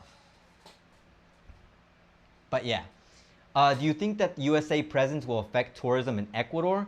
I've actually heard it influence tourism in Ecuador because I was supposed to have a job in March in regards to something touristic, but it was canceled because there were talks of the US intervention in Ecuador, making people think that Ecuador was more dangerous than it actually is. I keep telling people, you can come here, but don't go crazy. Don't do things that don't make sense. Ecuador is still very much a visitable, not really a verb, but visitable country. You just have to literally do things right. Don't come to Ecuador thinking it's like going to Switzerland, where you can just, probably skip around and like have your phone out, take pictures wherever. No. You have to go to specific places. You have to be with a specific group. You have to make sure you're doing things right. That's what my safety guide is for. So there have been effects negatively, though in my opinion, there should be positive effects in Ecuador because of this intervention, because everyone has this assumption internally in Ecuador that if there is intervention from outside of the country, that we should have a better country, that things should be better. But as we're realizing as time passes, is that that's not 100% the case. There are some things that get better, but not everything has improved. In fact, for most common people, and I've talked about this already, you don't really feel the changes. Like, I can't say that because the US has intervened, now I feel safer. I feel about as safe as I did before the United States were here. Like, if I saw United States military in the middle of the street or in like every corner, then I would feel a different level of safety because I would be like, okay, they're doing some kind of intervention that makes it so that maybe they're making sure nothing happens in this area.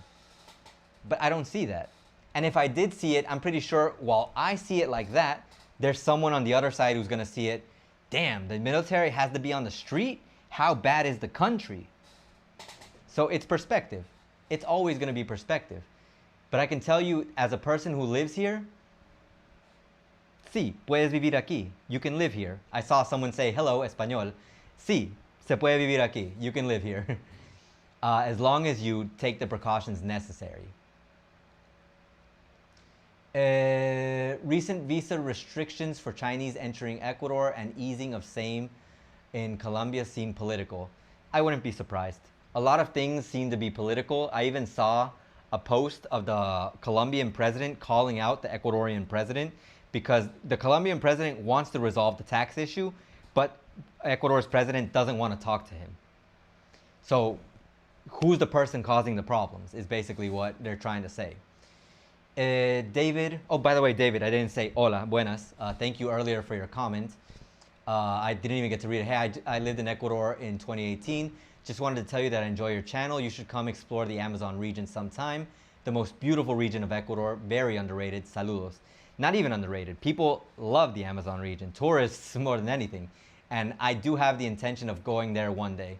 I still have the Otavalo trip. For anyone who's wondering, I'm still saving funds for the Otavalo trip. If you tell me, if someone donates something to the channel and says, this is for your Otavalo trip, that goes straight into my Otavalo trip funds.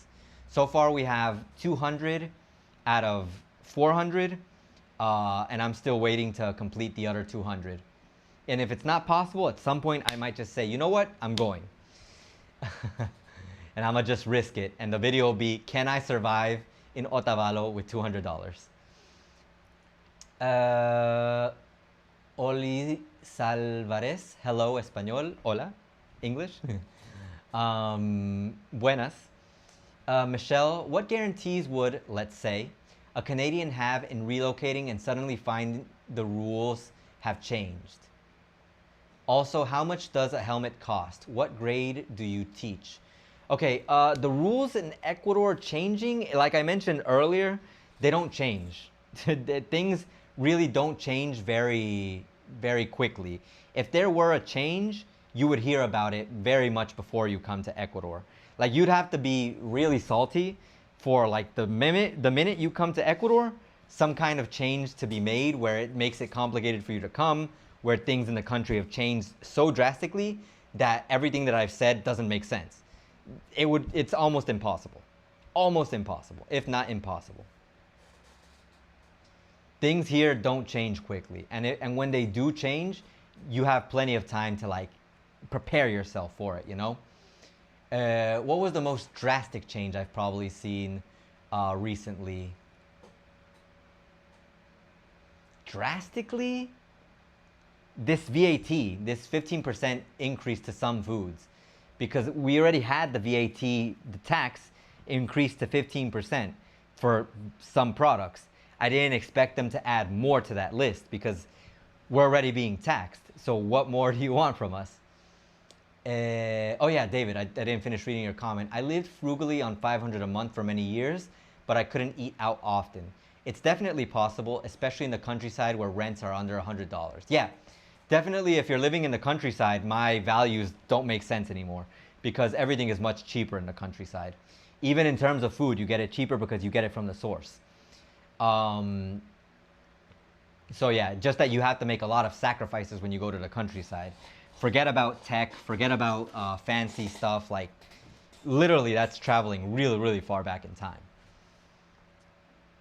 Oh, and depending on where you go, you might have some difficulty interacting with the natives because you're definitely not going to find English in the countryside. Like in cities like Portoviejo, you'll find English. Not as much as other countries that say they have dual languages, but you'll at least find one person out of 10. The countryside, 0 out of 10, no English. No one knows English. Unless you just happen to find someone who lived over there that lived in the city and knows English, or someone who's also from another country that decided to live in the countryside. So yeah, 500 is doable. It's just you're really, really cutting back on things that you might like. And like if you come to Ecuador or like if you leave your country to live a better life, is it better if you can't go out and like do the things that you want to do? I don't know. Perspectives.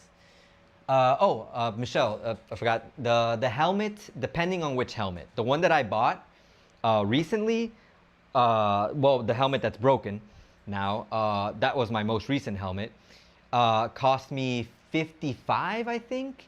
If it wasn't 50, it was 70. I don't know, because I remember it was an expensive helmet. Supposedly it was supposed to be better.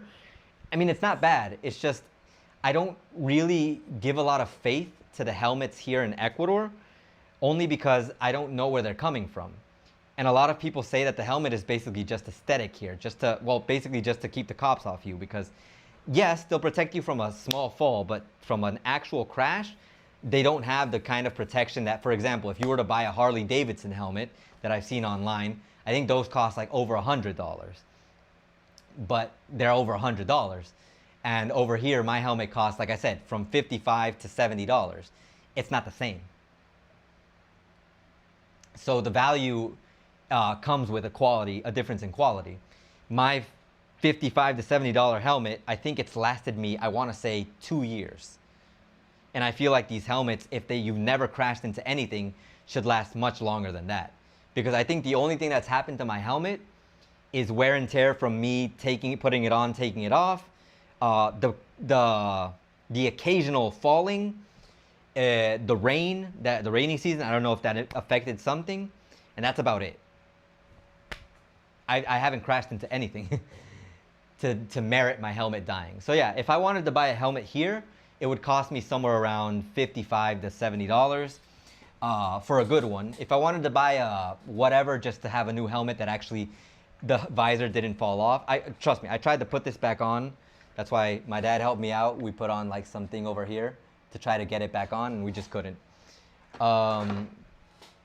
But yeah, if I wanted to buy a whatever helmet, it would probably cost me like maybe $30 to $40. And if I just wanted a cheap helmet, it would probably cost like 10, 15, 20. But those helmets sometimes are just a thing that you put on your head here. Or they don't have like a visor or something like that. What grade do you teach? I teach high school. Middle school and high school, basically. I'm teaching a lot more than just one grade. I teach, because I teach English, we get like distributed depending on what you get. Like I got a high level of English group. I also have this class that's investigation. I'm not the best at that subject, but I'm gonna teach it to the best of my abilities. And yeah, that's what I'm gonna be teaching this year. Also, how's the shower situation? Happy to turn the faucet off to the White House and send it to you. The White House is, oh man, the White House, the state's White House is like, if I had that kind of money, I wouldn't even be worried about anything. The situation with my faucet, we still don't have water. I want to believe that recently I've heard some things happening outside, so I want to believe they're fixing this situation, but it's still not fixed. Every day I still take a shower with the bucket. I actually have to fill up the big bucket because from the big bucket, I take out small little buckets to be able to shower. This is something I told members, and I'll tell you, everyone who's on stream right now or who watches this live stream, because I appreciate you being here, so I give you extra information. If you come to live in Ecuador, aside from making sure your house is constructed by people who know what they're doing, make sure that the plumbing is done by someone who knows what they're doing, so that way it lasts forever. It's well done, because sometimes if you cheap out on the plumbing as well, if the plumbing breaks, you could have a situation like mine. We can't get to the plumbing because it wasn't made to be easily accessed, which I feel like the section that's broken right now should be made to be easily accessed in case something like what happened happens. So because of that, well, I don't know, plumbers can let me know that. My dad is a plumber, so he knows. But he definitely says that it was just poor plumbing, poor materials. But yeah, if the plumbing were done correctly, we wouldn't be in this situation. But if you do find yourself in this situation, before you find yourself in this situation, get a good plumber. If you do find yourself in this situation, having a bucket, like a big container where you can store water for an emergency, because it might not even be the plumbing, it might be the power, which makes it so that the water pump turns off. So you need water anyways, and you have this container that has a lot of water saved. And then a mini bucket, a little like container that you use to just pour water so that you can take a shower at least. So yeah, that's my recommendation for people if you're planning on having a house. Moving on, can Ecuadorians tell the difference between a Canadian and an American? No. Most Ecuadorians can't tell the difference between an American and a European. Definitely not American and Canadian. Anyone who's not from Ecuador and is very, very white is considered a gringo, from what I've seen, from what I hear from people. What is confusing sometimes is that there are people here who they confuse as American just because they have blonde hair. So if you're white and have blonde hair, you will definitely get confused for a gringo. I'm not interested in visiting the USA at this time. I do not say this lightly, as we share an 8,000-kilometer unprotected border and a long history. There's a USA military nuclear aircraft off the coast. I want to visit the States. I wouldn't lie in telling you that I want to visit the States, but as I'll talk about one day in another video that I have to make at some point, I don't think I can live in the States again. I honestly don't think that I would fit in the States.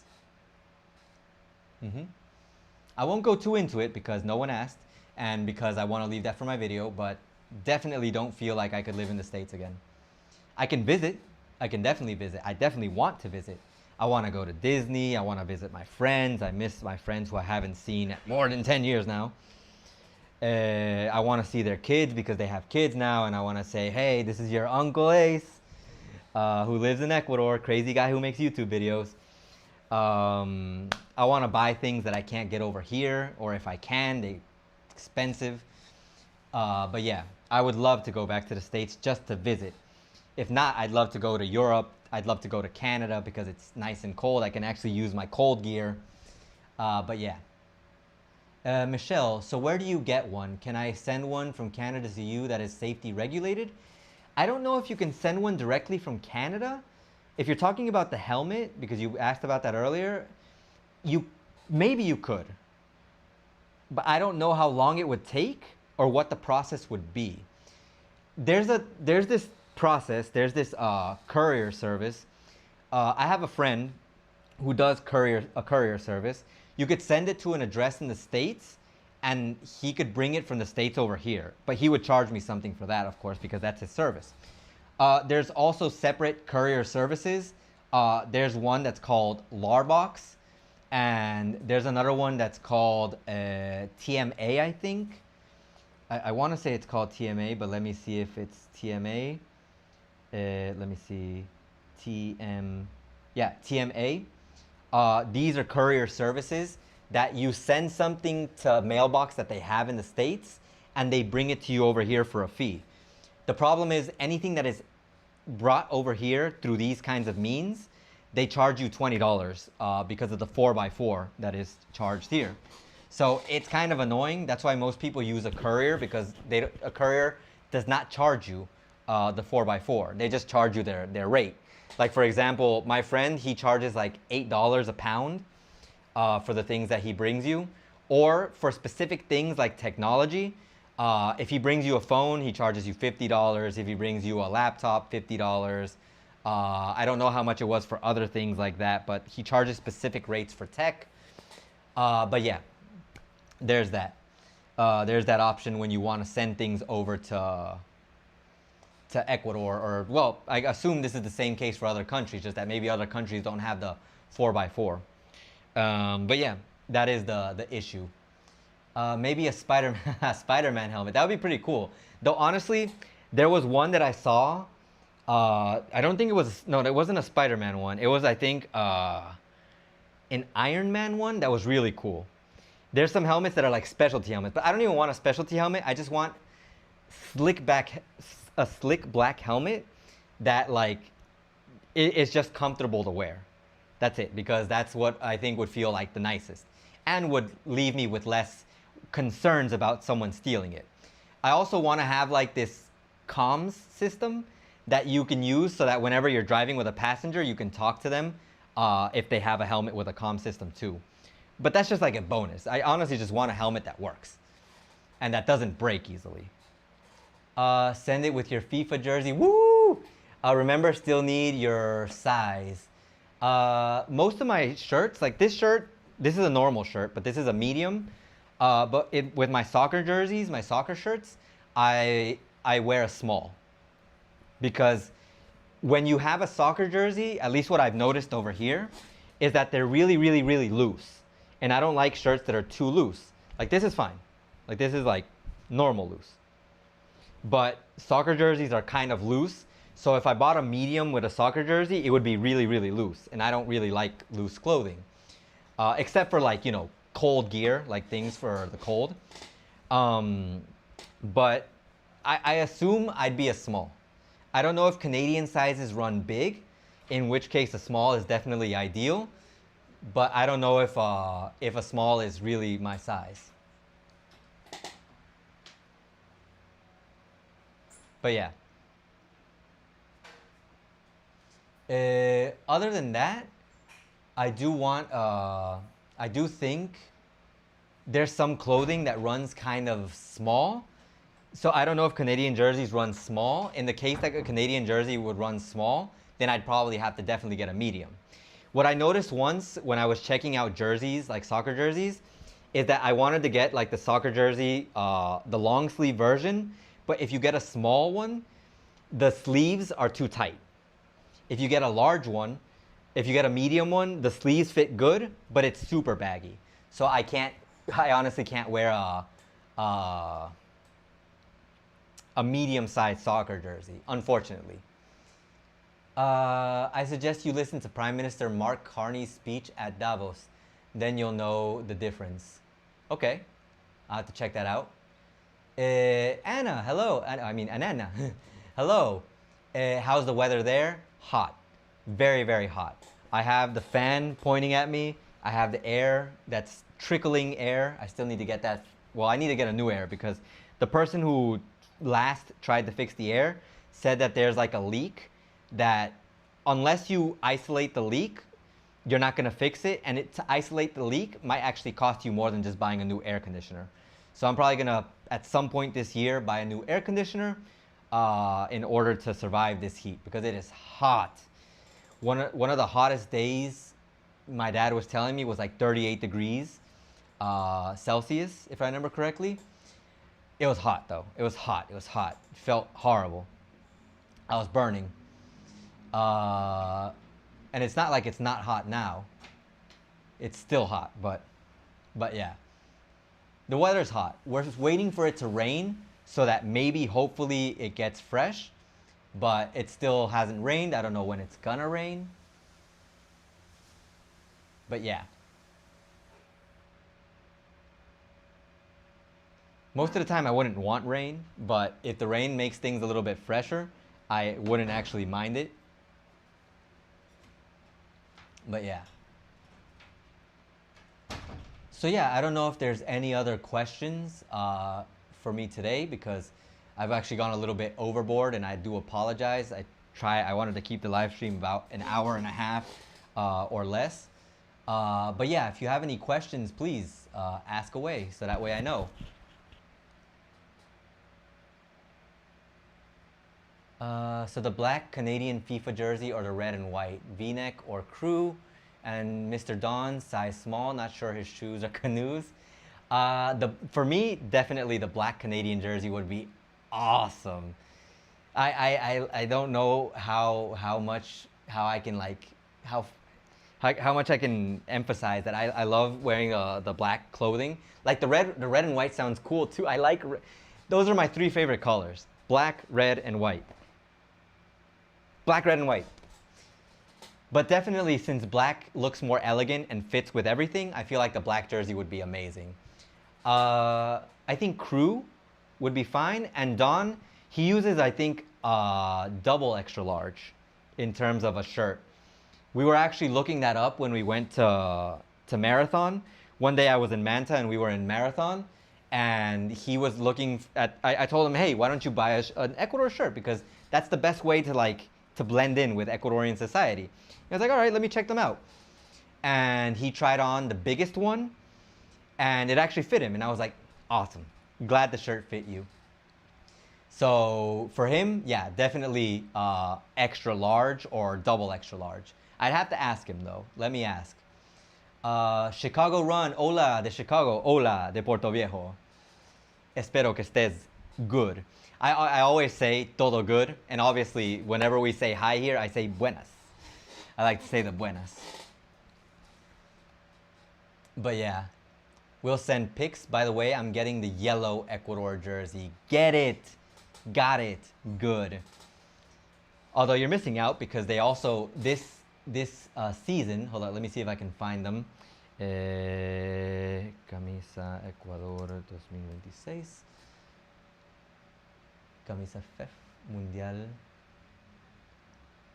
Well, here's the yellow one. The yellow one looks nice too.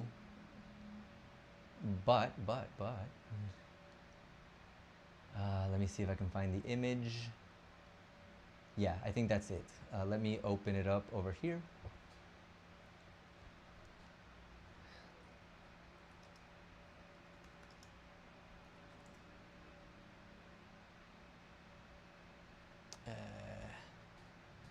Hold up.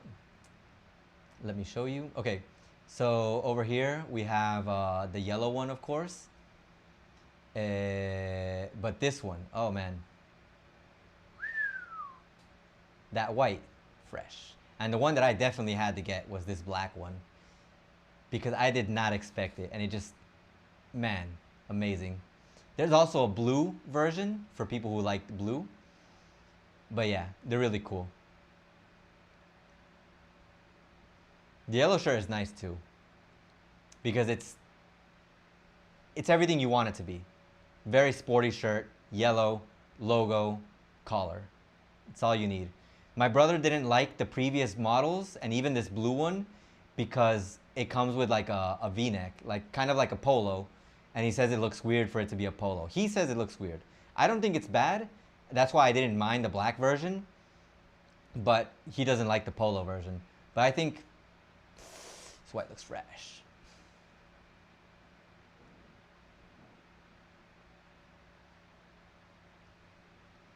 I love this chat. Last question. How's the love life? See, Mr. Don and his better half are rocking. Yeah, I'm glad Don is doing well with Stella. I actually haven't had a chance to talk to him since that, because I remember I saw his live stream where he talked about he had like kind of a crash, but I'm glad his situation is good now. My love life is doing good. It's not bad. It's just sometimes there's these like minor issues, you know, things that we can resolve. I'm just hoping they don't blow up into bigger issues. Yeah, I knew it. I saw the black and it had your name all over it. Check out the black Canadian one. Okay. Let's look at Canadian soccer jersey black.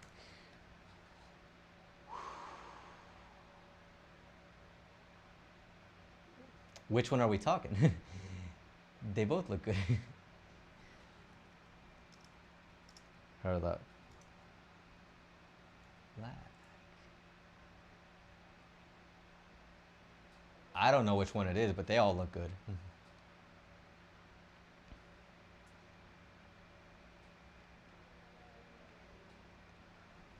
They all look really good. Personally, I think I like this one better. This one, because it has like also layered with gray, I can't say I like it as much as this one, which is just pure solid black.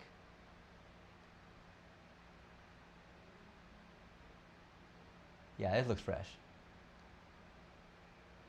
This looks really, really good. Well, not gonna lie, that black and red doesn't look bad either.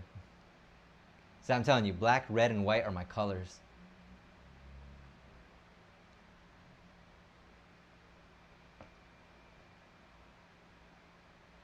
Michelle, don't do this to me. But it looks good.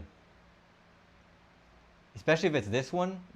Especially if it's the one that's like with the, like, it doesn't even have to have the numbers. Numbers are like a bonus. I don't really need the numbers because well, typically we don't represent the players over here. It's like more like this, but just pure solid black would be cool.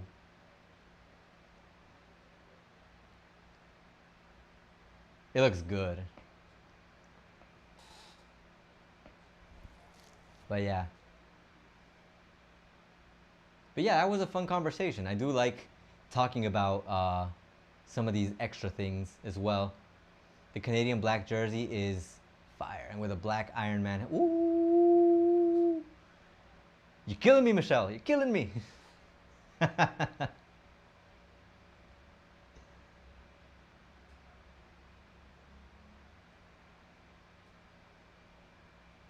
Oh, man. These specialty helmets are just crazy. I've seen some things online, and I honestly don't wish for much. I just like, and like I said, I just like a sleek black helmet that works, because it's got to be functional. Hold on, let me see here.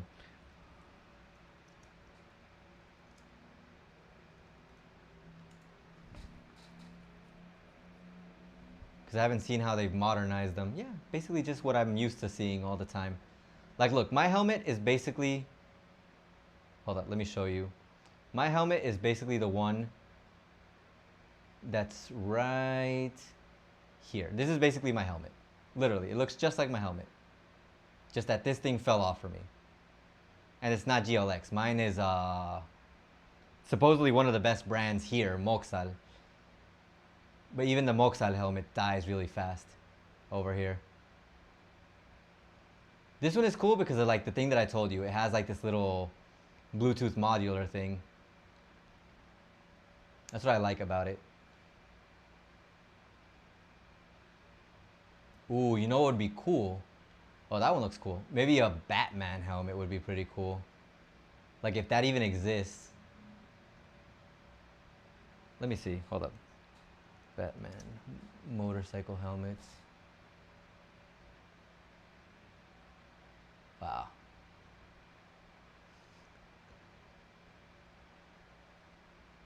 That is awesome. Like, this is too much. But honestly, just a sleek black helmet looks nice. Let me see if we can find the Iron Man one.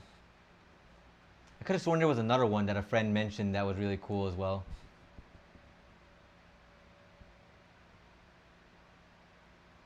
Well, I mean, I don't think this actually exists where it can be like that or like this. I guess this is just more like the colors, because the color scheme is what makes this look cool. Nah. It's just the colors. It's not like, it's not all that. At that point, I'd rather a normal motorcycle helmet.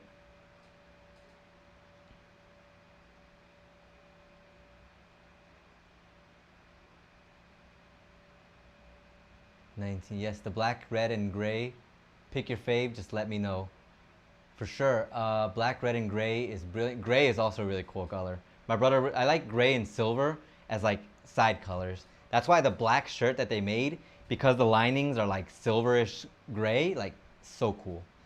Yeah, not the number, just referring to the multicolor black, red, gray. Okay, so excited for the World Cup. Soon, soon. All right, well, I think I've taken up enough of your time, everyone's time. I do appreciate everyone for joining me today. Thank you for joining into today's live stream. I hope you enjoyed it. Please, if you're planning on living in Ecuador, take a look at the catalog of videos that I have.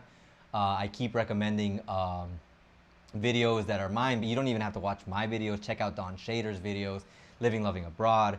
So many channels that make good videos talking about Ecuador and the situation over here. Make sure to check them out. There's other channels as well. Sorry if I haven't shouted them out. Louis from Ecuador, get in touch with him if you need information on your visa, or if you have information, you can talk to, you can also talk to Marcos. Let me, hold up, just that I have that in my description over here. From Equa Assist, you can talk to him as well. I don't know if I can pull up the page here. Equa Assist. Yeah, Equa Assist. You could check out Equa Assist if you need help moving over to Ecuador. Please check out Equa Assist. Marcos and his team can help you out. Louis of Ecuador can also help you out if you're going to the Cuenca area specifically. He's really good at helping over there. Either way, I have links for all of these things in the description. Speaking of links, I also put a link for this water bottle. I like it because it keeps things cold on the inside. And like I said before, it's spill proof. All you have to do is press a button over here. And if you press the button, hold up, over here, water comes out. So yeah, this is really cool. I thought it was great. Also, if you're wondering what kind of supplements I take, in case you were wondering what I take to stay healthy, I mainly focus on magnesium, and I've talked about that before. But currently I found a magnesium supplement that I think is ideal. Magnesium glycinate by Dr. Berg. Also, I take D3 and K2. There's other things that I recommend, but I don't personally take. Omega-3 is a good one. But yeah, just things that you should consider if you want to improve your health or stay healthy. I do a lot of exercise and I do a lot of things to stay healthy. That's why I always recommend fasting, eating healthy, of course.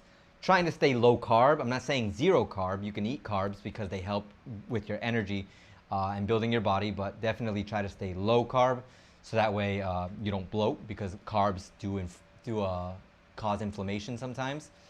So yeah, be cautious with what carbs you eat. And yeah, that's about it. If you need links to any of those things, you can check them in the description of this live stream, of my videos, and that's about it. I apologize again for how long the stream took. I'm not gonna say happy day because it's the 16th, but to anyone who lost their family during this earthquake, my thoughts and prayers go out to you and your family. I really hope that everyone who had a difficult time during the earthquake at this point was able to move ahead and have things be better for them. It was tough. It's been tough. It still is tough. There's a lot of things in the country that instead of getting better, I feel aren't getting better. But I think if we give it time, things will get better. So yeah, thank you everyone for tuning in. We will talk soon, hopefully. Take care of yourselves, and as always, ace out. Chao, pasen bien. Nos vemos.